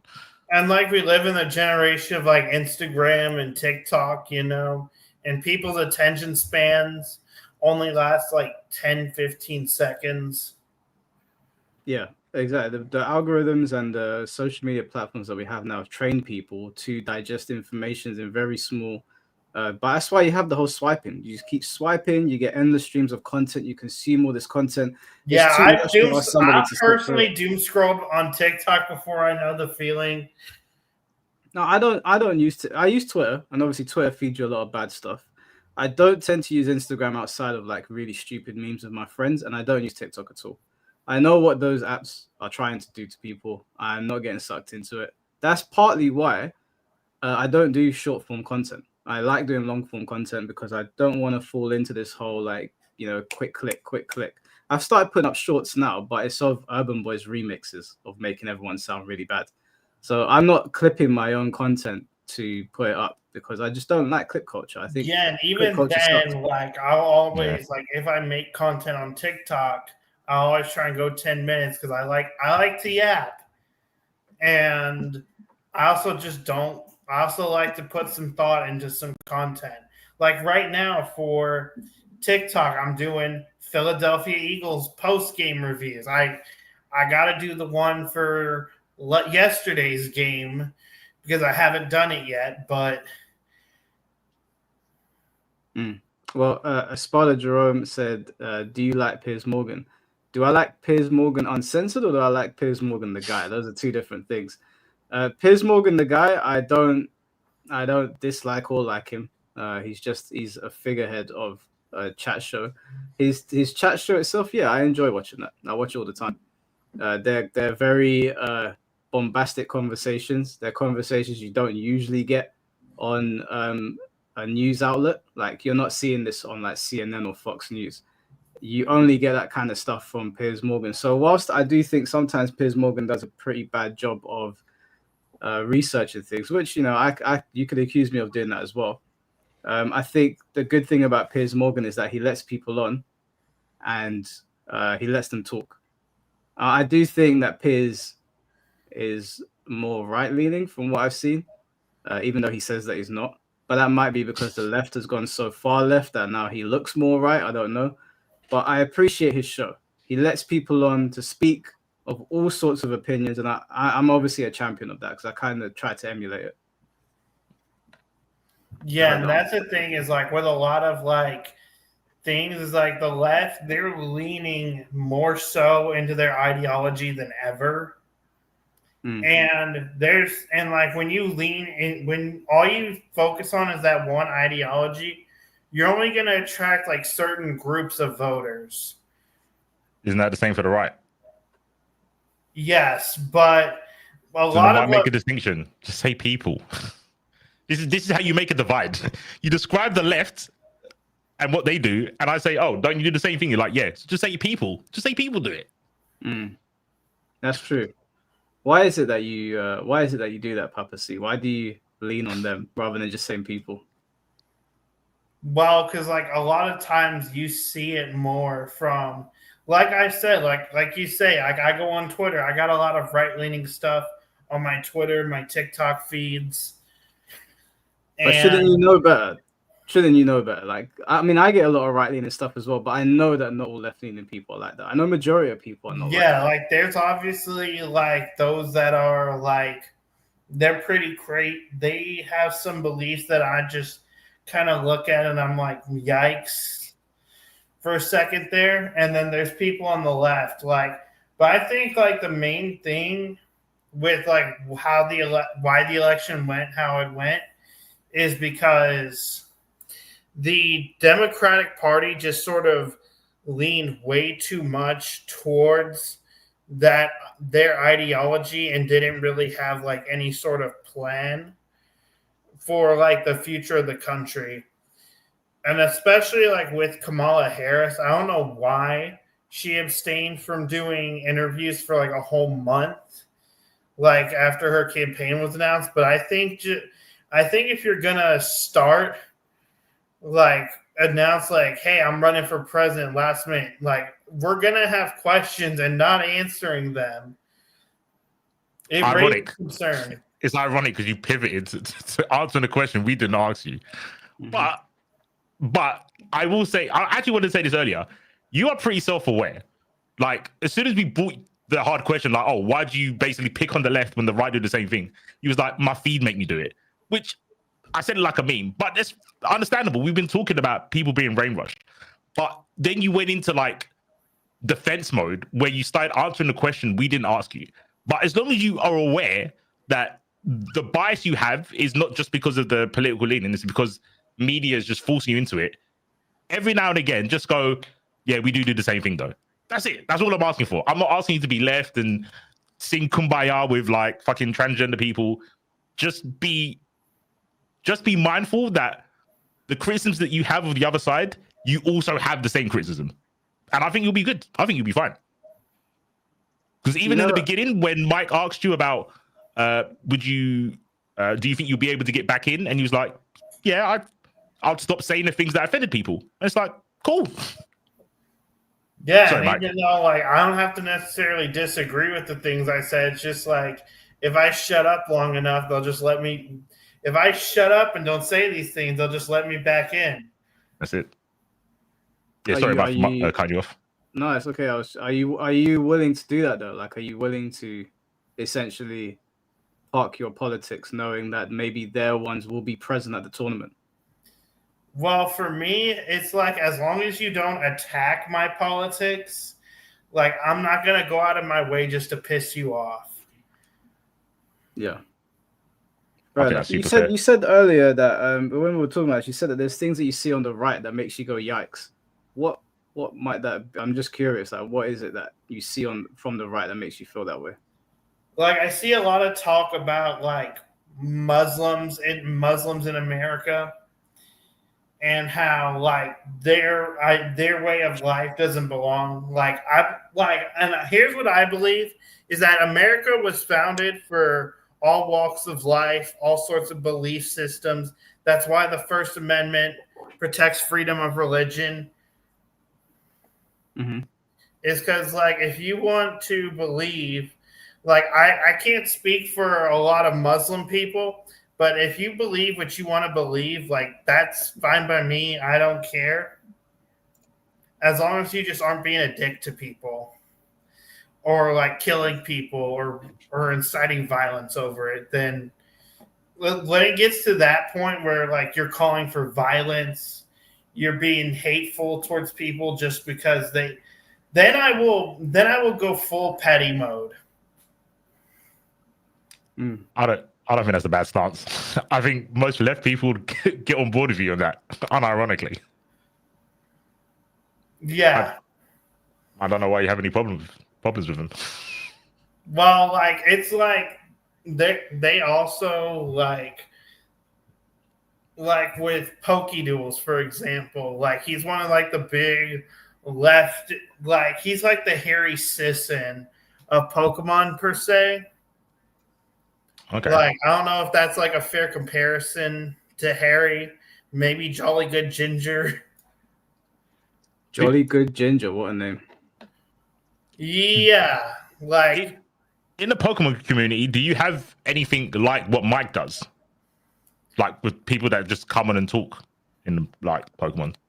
Not really. I wouldn't say like there's a lot of people because all they really do is post like deck lists on Twitter in the TCG scene and then VGC. I don't know. They just talk about travel plans, really. So how did you become affiliated with the band Smash Players, if you don't mind me asking?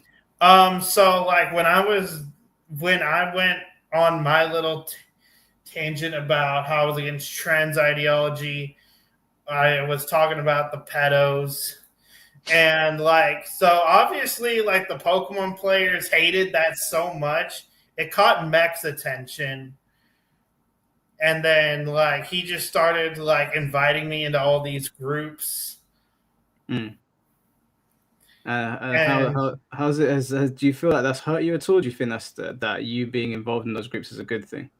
I think like being able to like look at other points of view, because obviously there are things like I don't agree with everything that's said in there personally, but like obviously it's like very interesting to hear like a difference of opinion for sure. Do you think that they're open to a difference of opinions within their discords? Absolutely. Like we have people who are not necessarily big fans of like say Donald Trump, or like say they're not a big fan of the Israeli government, or say they're not really a big like fan of this or that, you know. Fair enough. Fair enough. And it's like we have these discussions, like we'll have these discussions about it. But like when you see when like you go into like the mainstream Smash, like when like I see screenshots from them, all I see is like that one thing from Ohio where they didn't let him promote his event because he didn't follow their ban list. Oh yeah. I think the main thing is like a lot of them like have this my way or the highway type of mindset. Mm-hmm. And because like they have like the backing of like all the TOs, the LGBT competitors, and like the whole like majority of the scene, like they just decide to like throw that around. Yeah. No, I like I said, I know there's a problem on both sides of it. That's why I did that video. But no, I just like wanted to get I your insight on personally it. like I don't agree with banning people unless they prove to be like a significant threat to others. Which like with like the JK thing with technicals, like I think like that people like the JK or Nairo or Captain Zach should be banned. Mm-hmm. Because obviously, like with Captain Zach as a child, like this dude still ended up being a predator, just not like the traditional kind, you know? Yeah. Yeah, that situation was crazy. I don't know how Nairo is still operating. Is Captain Zack still banned, or is Captain I Zack allowed? believe they're both like this, like they're both banned from tournaments because obviously Nairo is still banned from Twitch. So they can't really, if they want to operate on Twitch, they can't have Nairo at the event because it would be against Twitch's TOS to allow a banned individual on your stream. But doesn't he stream on Twitch? He streams on YouTube. Last I heard, he Oh. streams on YouTube, and like he still like has friends in the community, top players like Light and Cosmos and Mars, who still support him. So like Fair enough. obviously like he can't like it's not the same as like when he was like his Smash 4 days where he was going to events like, but like he'll just have people play friendlies with him and that's pretty much it. So in February, then when they go to review your ban, how does the review take place? Do they look at your social media activity, or do they just question you? Well, Pokemon has explicitly said this. They do not track community members' social media accounts. But like if something is reported, they'll take a look at that. Right. So Okay. they're not just gonna track my social media. So how are they doing the review then?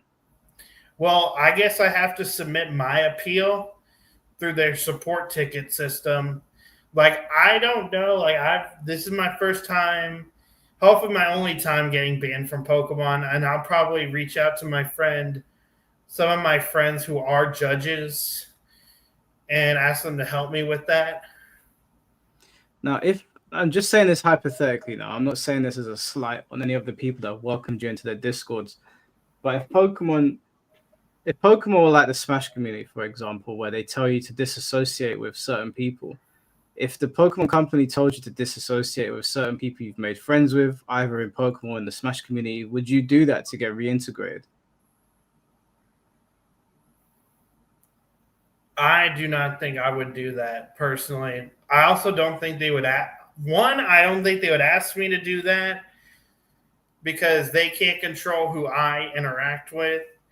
And two, like, I just like, you're not going to sit there and tell me who I can and can't be around. If it comes to that, then I might just walk away entirely, personally, and just like maybe just find a new hobby. So do you only see Pokemon as a hobby? You don't have like aspirations to like turn it into something else? Well, like for now, I see it as a hobby because I don't think like I'm gonna be like Wolf Glick or Tord Reklev or any of those guys who like are going all three international events a year and qualifying for Worlds. Like if I qualify for Worlds somehow, like cool, I did it. But I do doubt that it will happen. Cause like I'm about just playing the game. Like if I win, cool, I've won. Like that's just to me, that's just a deck profile I'm gonna make on TikTok, you know?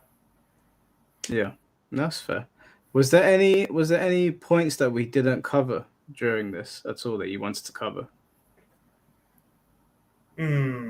Let me think.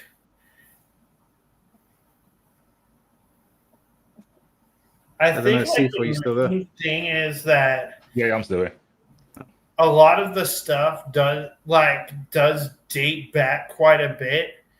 And like obviously like the timelines kind of got mixed up. One thing I did want to cover was like Pokeduels.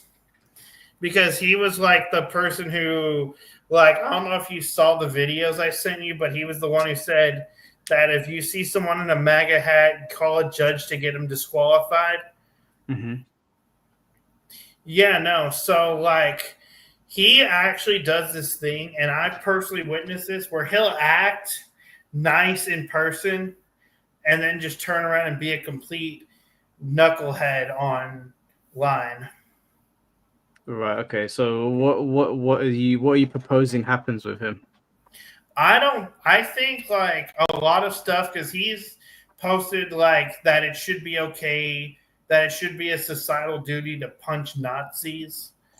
And like like when that term gets thrown around, who they really mean by that. You mean they mean conservatives? Yeah. Like we know like who they mean. Like he's just trying to like score brownie points he scores social justice points with Pokemon players.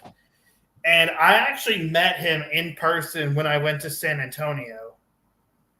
Cause like he came up to me and like cause I was just trying to be nice.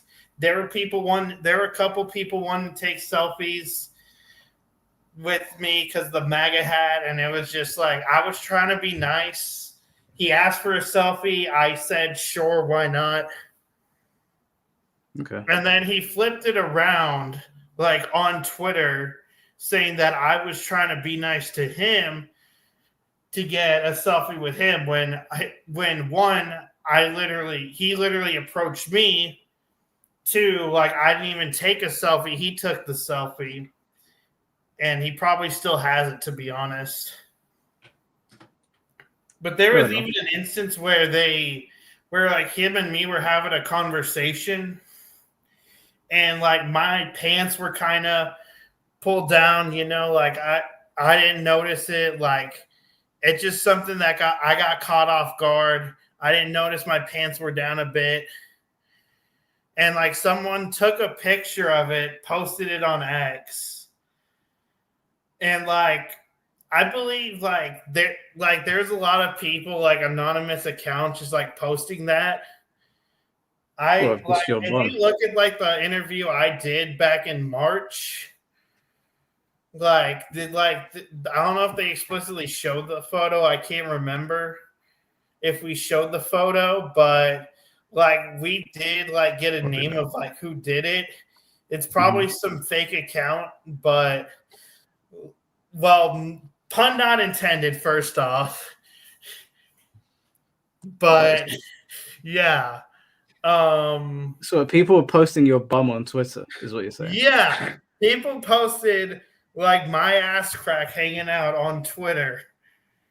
Like they thought like, hey, this is funny. Let's get the one up on the MAGA guy. Fair play. Yeah, I mean that is childish. That is That's very the thing childish. is like Pokemon doesn't really like. I think there's like a double standard when it comes to holding certain people accountable. Because like I want to take for example like Asmongold and Hassan, but like Asmongold got like a 2-week ban on Twitch for saying something about Palestine, and yet you see Hassan who's like literally called for assassinating politicians. Yeah, no, Hassan's crazy. I mean, everyone knows Hassan's mad. And it's such a double standard because if Twitch will suspend somebody for calling a culture inferior, but will permanently ban Gideon for making fun of Pokemon's fan base, then like why can't we get someone who's literally calling for violence banned from your platform? If people get banned, if people are getting banned for less. Yeah, no, I agree. Listen, I am not anyone that is defending Hassan at this point probably doesn't watch his content or hasn't seen enough. I think he's said enough now. Like they're just too far gone. Yeah. Hassan, in my opinion, he is I find him to be somewhat dangerous. But that's just what I've observed from watching him. He seems his rhetoric is just very childish. Isn't even the right word because he's very good at like riling people up. But yeah, no, yeah. I get the arguments for Hassan completely. There's nothing that I would say to defend him. Yeah, if it were up to me, Hassan would be on a couple watch lists. You know. I mean, he probably is, to be honest with you, the way he talks. Even if he's not banned, they probably do keep an eye on him. He appears on the news now every now and then as well, and he's affiliated to the Young Turks. So, yeah. But I see you having a back and forth with Red Coffee Mug. I don't understand. I feel like you've been pretty clear with what you said. Yeah, I should have just said call in, but you know me, I'm being petty. Red Coffee Mug, do you wanna call in? Because I'm struggling to understand what the pushback is here. It started with you, Papa, because I said you're cool because you admitted that you're petty. And I think when talking to someone who admits they're petty, they're basically saying, I have no good reason to do what I'm doing. And I think you can work with that. When someone's so ideologically driven, they will defend blindly their actions. But when you're petty, you can be reasoned with, or you can see, not even reasoned with, you can talk to them and show empathy to the other side. And I think you did that. I think every time we said like, oh, don't you think the right do that as well? You're like, yeah. So it's like, oh, cool.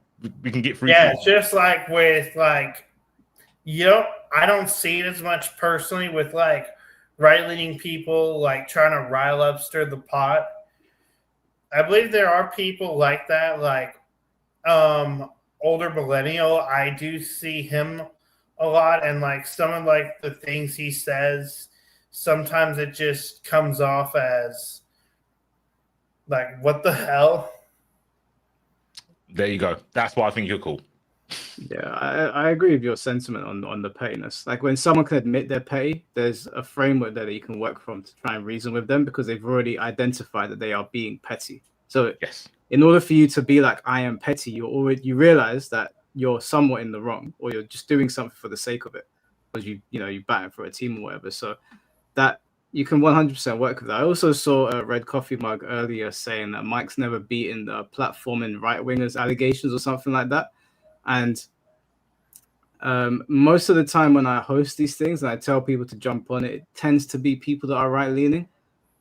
People that are left-leaning, in my experience anyway, don't tend to want to jump on and very, very rarely turn their cameras on. So this platform is open for everyone to have their say, but I can't force you to come on, right? It just so happens that one side of this conversation tends to be more willing to have open discourse than the other. So yeah, it's a shame, but you know, it is what it is. I mean, I'm assuming that you're left leaning as well, Red Coffee Mug, and that again, it adds to it. Like we're having a conversation here.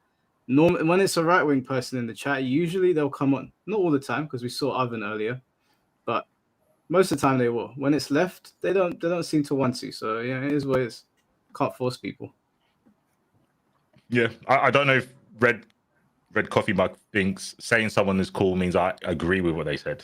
I definitely disagree with maybe about half of what Papa said, mostly because of the stances around transgender.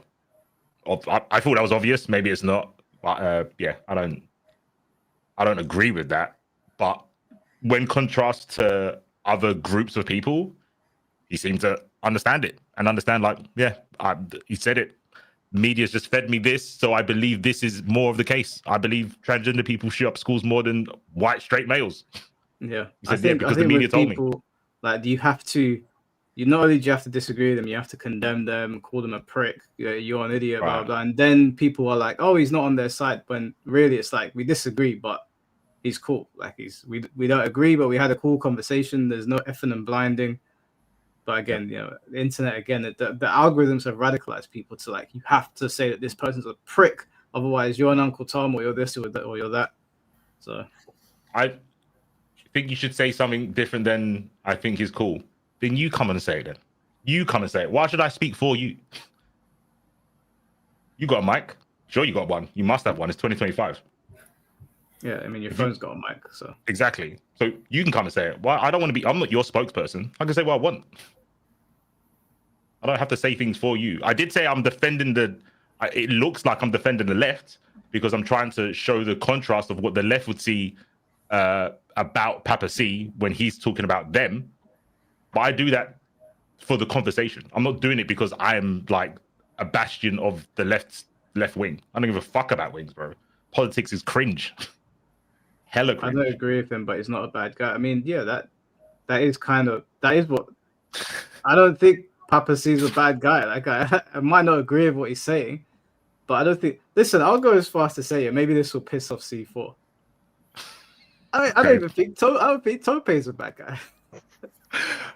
I strongly disagree with him. What do you mean by that? I strongly disagree with Tope. I know he hates my guts. I know, but if I'm being completely honest here, I don't hate him, but I also don't think he's a bad guy. Objectively speaking, I don't think he's a bad guy. I think he has warped views. Yes. I think sometimes he talks out of his ass, but I think talking out of your ass doesn't make you a bad guy.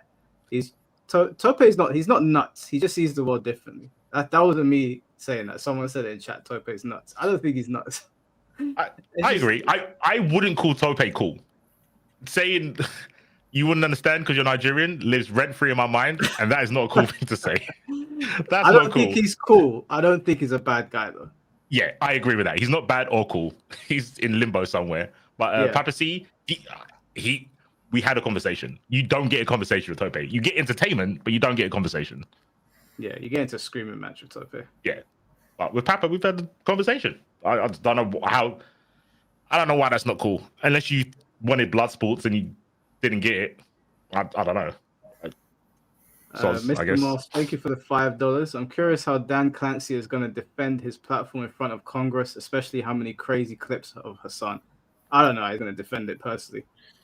Honestly, why is our government so worried about banning TikTok when Hassan's allowed to open his mouth, you know? Yeah, it's true. Tope is an impressionable young man who has been ideologically radicalized. Yeah, I can see that. But again, I even if you are ideologically radicalized, I don't think that necessarily makes you a bad person. And you know, like I don't mind if I know that he can't stand me because I was in his stream the other day. He was saying all sorts of shit. I wasn't on the stream. I was in the chat. I was listening to what he was saying about me. But for as much as he hates me, as much shit as he says about me, and I've got all the screenshots. I've got more screenshots of him that he's not even seen yet, because he thinks that they all came from one place, but they came from multiple places. I don't hate him. I don't think he's a bad guy. I know why he hates me. I know what I have done to make him angry. But yeah, it doesn't make him a bad guy, even though I find the things that he says to be ridiculous. It's funny. I think C4, if you hate him, I'm not sure. I don't hate him. I think it's funny that I don't even think he hates me. He hates the idea of what he thinks I stand for. Yeah. He hates the perception of me that he has, and I'm like, bro, that's not me. And he's like, yes, you are, and I'm like, okay, you can hate imaginary C4, but I don't hate you. I think it's super interesting talking to Tope.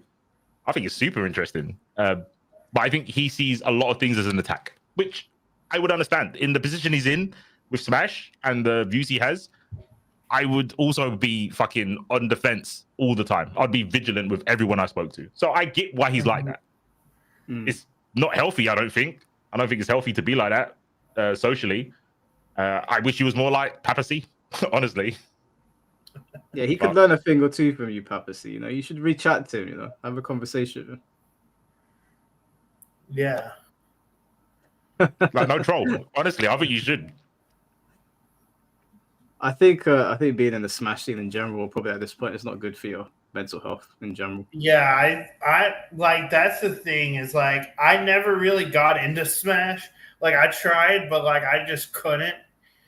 Like, I just wasn't very good at it, and it just kind of, like, when I got into Pokemon, that's part of the reason why, was to like get away, because like all the Smash drama and all that, with all like the pedophiles and the hotel room Diddy parties, It's mad. Mad scene. Mad scene. You can make a whole channel dedicated. Pokemon, apparently, it's the same thing. I think the lesson should be just don't hook up with people you meet playing a kid's game. True. Yes, I completely agree. 100%. Couldn't have said it better. Yeah, just if you're gonna meet someone like romantically, meet him like outside of like kids games, Pokemon, Smash, fighting games, because clearly there's a lot more negative experiences than there are positive ones when it comes to that. Do you think, besides the age of the people in the Pokemon community, do you think like the social level of most people is above average from your perspective? I would have to say from like locals that I've been to, I would have to say yes for the most part. But like in terms of like the community as a whole, I'm gonna have to say no. Okay.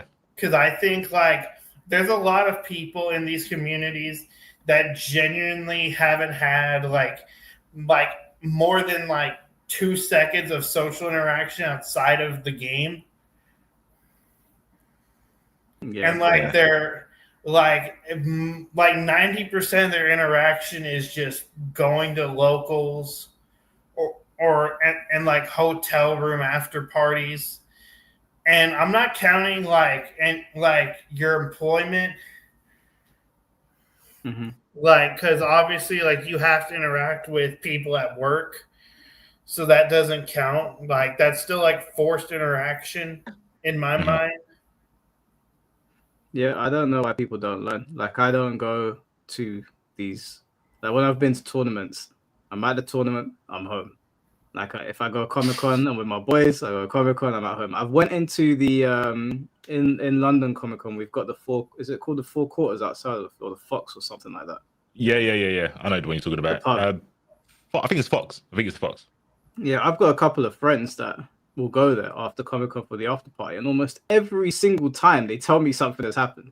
Someone's touched them. The security guard has done something. Like, they're just unsafe, and I've gone in there and I smelled like piss. And I'm like, why would I want to be in here, man? So I've been in there once for the after party, and I left within 15 minutes. And then Kaisertron, Chrome Alchemist, all them. Oh yeah. Way back in the day, we were all at Excalibur Bebop's place. All right, shout out to Oso.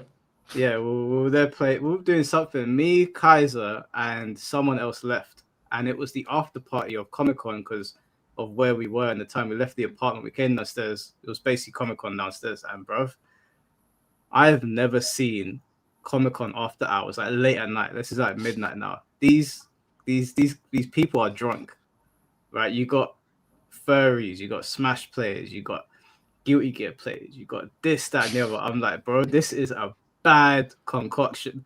And yeah, I had no word of a lie. If Kaisertron was here, he could corroborate the story. Yeah, like you see like a lot of like the stereotypes. But like I was getting to the good part, bro.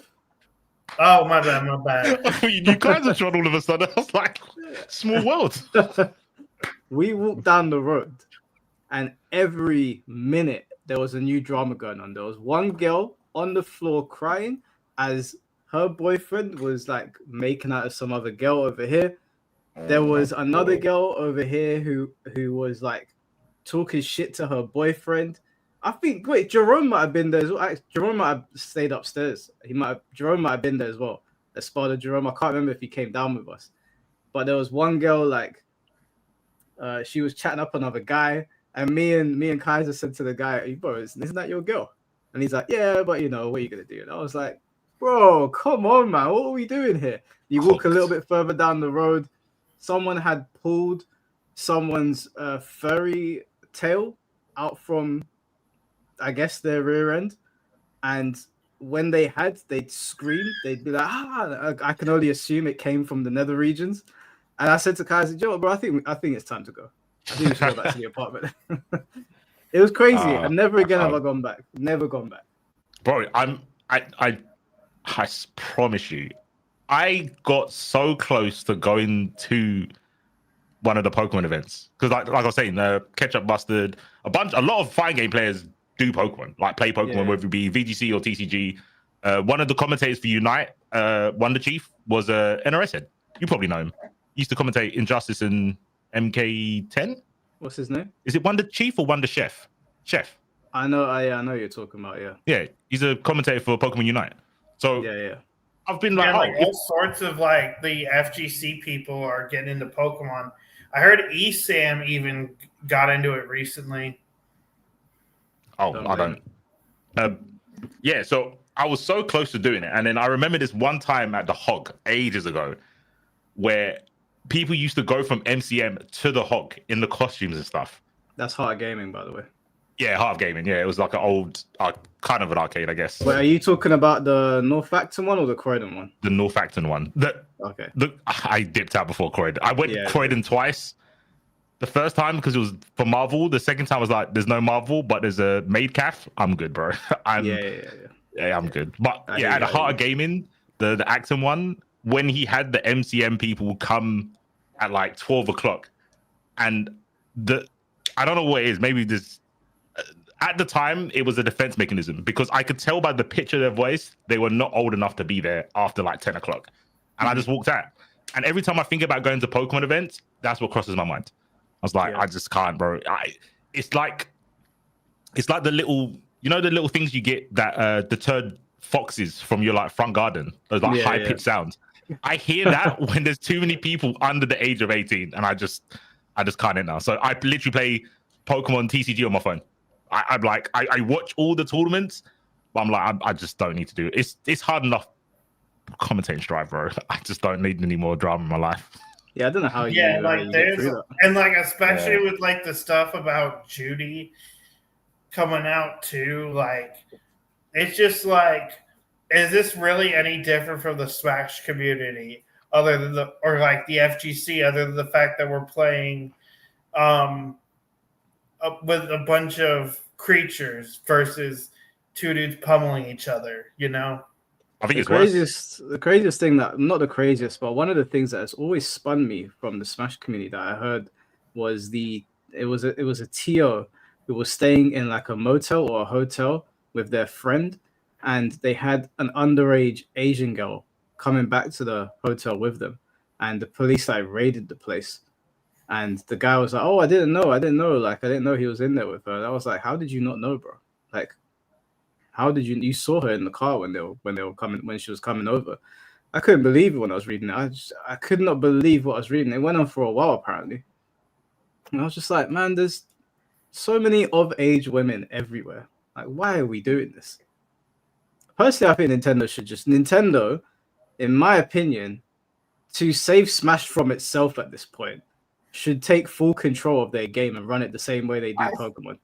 Yeah, I think like that's the way. And obviously, like the people who have been outed, like for like the pedos and stuff, they can stay. They can stay where they are, just like far away from the Smash scene. Yeah, I don't know why Nintendo hasn't done that. I don't know why they have not said that we are taking full control of this, because this is like one of their most popular games. Yeah. Like, I'm surprised, like, all they really did, like, in response to, like, all the 2020 stuff was really just pull Smash Ultimate from EVO. I think everyone was pretty happy with that, because, I mean, I liked watching Smash, but I think it was Melee. Like, I like is it Hungry Box? Am I getting his name right?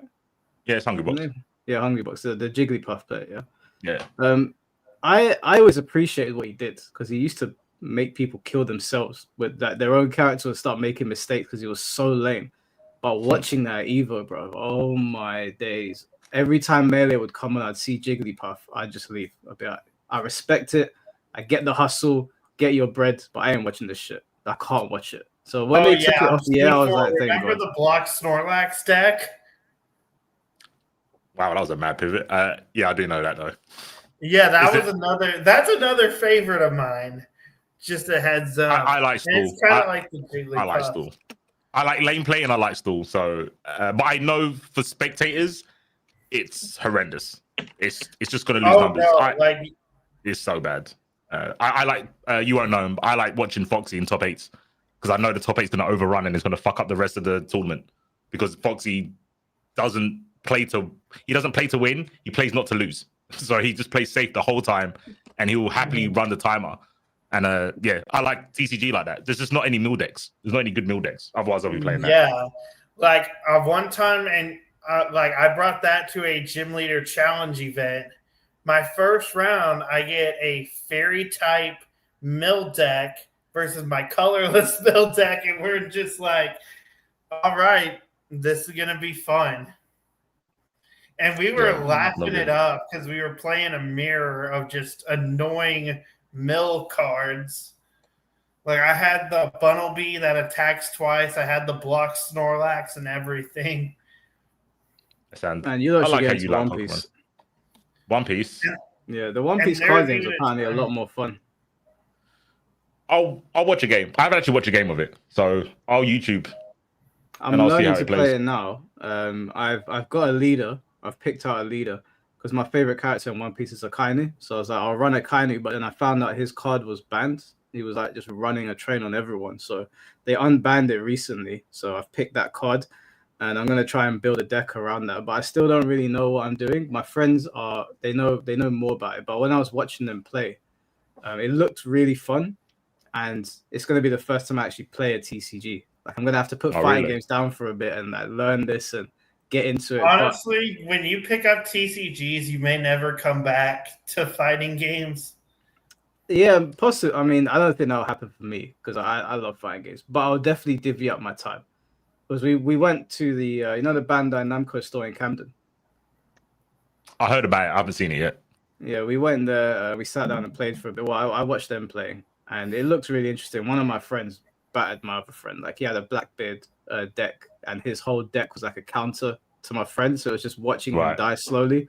But it was interesting. It looked simple enough. It looks simple enough to like get your head around it. Don't know if I'll compete. I don't know if I'll be good enough to compete, but I definitely would like to take part in it and see how I do. Yeah, card games are. I used to. I think it's because I started with Magic, and I think Magic, in terms of card games, is like what SNK is to fighting games. Magic is just full of old grey people, and there's normally not any trouble. Normally. Like if there's trouble, it's about like someone stealing someone's card. Yeah, either that or like I've heard a lot of like bad hygiene stories in the TCG. Well, imagine probably. Yeah, I saw pictures of someone standing up. There's some characters in these TCG spaces sometimes. Like I've heard about all the Vaporeon and Lopunny fanboys. Like I've heard about like the not showering before events people in Magic and Yu-Gi-Oh. I think that's just gamers. I think it's just kid gamers just don't like washing. OJ, thank you for the $5. Disagree with Papa C on TCGs. I refuse to play Yu-Gi-Oh anymore. Horrible, unfun TCG. Yu-Gi-Oh is a whole nother beast compared to like other TCGs. Like play Pokemon, the cards, like just read the cards. You will learn the game just by reading the cards. True. Yeah, you don't have to learn phases and TCG form. I heard you could just one touch, or you could one tap people in Yu-Gi-Oh. Yeah, but like you have to play and not have a turn. Everything right. You can legit sit down, shuffle your deck, draw a hand, and not play anything in your hand. That can happen in Yu-Gi-Oh. It very rarely happens in Pokemon. Very rarely. It can, but well, like, or you could just play Exodia and draw off 5 pieces. You know, she's out to win that way. Yeah. And you how in a TCG, like in Pokemon, for example, is it like best of 3 or best of 5? Or is it one? Well, at regionals, it is best of 3, but like at locals for Pokemon, it's usually best of 1. Damn, out that quick. And like regionals, it's always best of 3 because like it's a higher stakes event, so like you don't want to miss day 2 because you bricked. You drew a terrible hand. I'm not interested in Pokemon or Yu-Gi-Oh. I need to wrap my head around One Piece first, because it does seem relatively simple, but it still is. It's completely new to me. All I've ever known is life bar, opponent, round 1 fight. That's all I've ever done. So other than Uncharted, but hopefully. Oh, did you hear, by the way? Not to take this off course. Anyone here Uncharted fans? I like Uncharted. I like some. Apparently, Uncharted 5 got leaked. Oh. Apparently, I don't know. I never looked into it. I was just told. I didn't know that. I like Uncharted. Uncharted's good. Actually, no, that's downplaying. It was at the time. It was magnificent, bro. It was top tier. At the time, the best. Yeah, it was actually the best. I don't know why I said it was good. It's not. It's way better than good. Yeah, I went from liking Gears of War, and I liked Gears of War. I was never like good at it, but I enjoyed playing it. And then I played Uncharted, and I was like, I feel like they took the Gears formula, and they just made it. They perfected it. Naughty Dogs. That was their peak. Yeah, it was all downhill after that. Yeah, unfortunate. Well, I feel like we've covered everything that we set out to. Was there Masats? I'm so sorry, bro. Oven didn't show up. I know you've been sitting here this whole time, but I don't think he was about it. I know. Yeah, bro, just been chilling. Bro, I'm disappointed. I can't even be upset. I'm just disappointed. And he's still in the chat as well, bro. Right, come on, Oven. Like, like you can go into Mike's Discord later, and you and Masatsu can talk it out there. But come on, man.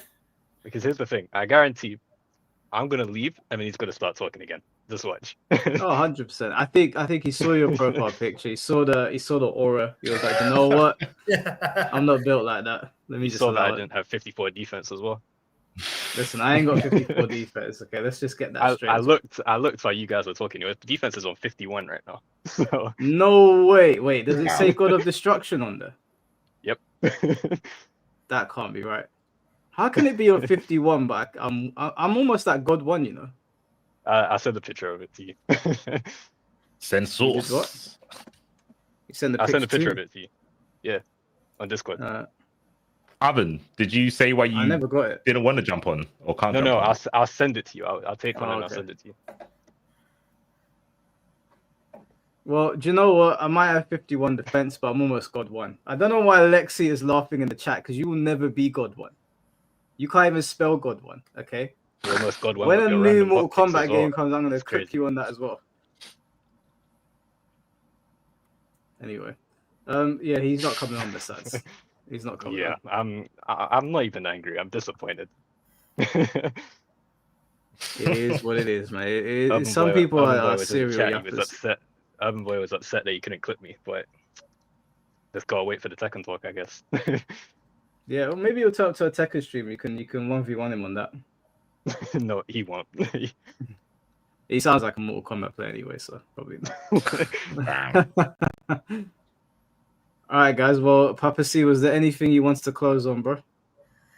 Not much. Just remember, don't hook up with people you meet at kids games tournaments. That's all I gotta say. Because I feel like I gotta repeat myself because somebody in here didn't hear me the first time. So I'm gonna say it. Do not get involved in relations with people you meet playing kids games. Well, that's a base take. No, I don't think anyone would disagree with that. Lexi, thanks for the 199. You rage quit against my move, but I didn't. My internet just went out. I don't know what you're talking about. C4, anything you want to end on? I can't top that, bro. That is you know what? I'll say what I said earlier. Papa C's cool for what he just said. He's a cool guy. Saying base stuff. Yeah. I agree. Tomorrow I've messaged Tom Brady because I know we're supposed to do a podcast tomorrow, but I know Tom wants to talk about stuff with Mortal Kombat and Final Round, and I thought we could do the Capcom talk and all that in one. So okay. Oh yeah. Oh, I heard that. Yeah. That last Mortal Kombat. Okay. Yeah. Okay. Yeah. Sure. Final Kombat. We need to talk about Final Kombat. We need to talk about what Sonic Fox did, what Capcom's done. There's a lot to discuss. So hopefully he'll be about. Either way, we'll probably stream tomorrow. But cool. All right, guys. Well, appreciate you all for coming on, and I'll see you all soon. Appreciate it, peace out. I'm see you later, just waiting for someone to do a 10-second clip out of context of these 4 hours of footage. Oh, it'll happen. It happens to me all the time. Don't worry about it. You'll sleep it off. All right, see you there, guys. In a bit. Yeah. All right, guys. Well, that was the podcast. Yeah, so tomorrow we'll probably have C4 and Tom Brady on. And I want to get one other guy on, but I won't say who it is unless they can't do it. In case they can't do it, we'll be talking about the Capcom pay-per-view. We'll be talking about Final Combat. We'll be talking about Sonic Fox not being at the awards ceremony. Tom Brady wants to talk about Mortal Kombat. So I'll try and see if M2 Dave is about. That should be fun. And yeah, thank you all for the donations once again. Appreciate your support as always. And also for those of you that were asking, yes, the beef sets are going to continue on Friday.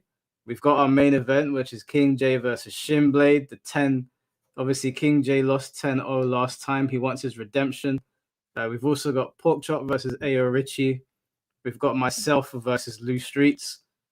We have got who else have we got? Hopefully we've got Finn T versus Jason Montoya this time. As long as they're both free. We've got D all the way G versus Moonsault Slayer. And we've got Joe Budden, I think, versus Blackheart. So I will confirm all of that. That will be on Friday. I might get more people on. I'm going to message a few people. I want to try to get Ryan Hart on. I'll see if he's free. Because I know Ryan Hart can shit talk as well. So I'll drop him a message. But other than that, guys, I'll see you tomorrow. But that stream is going to be on Friday, not tomorrow. So take care of yourselves, guys. Peace out.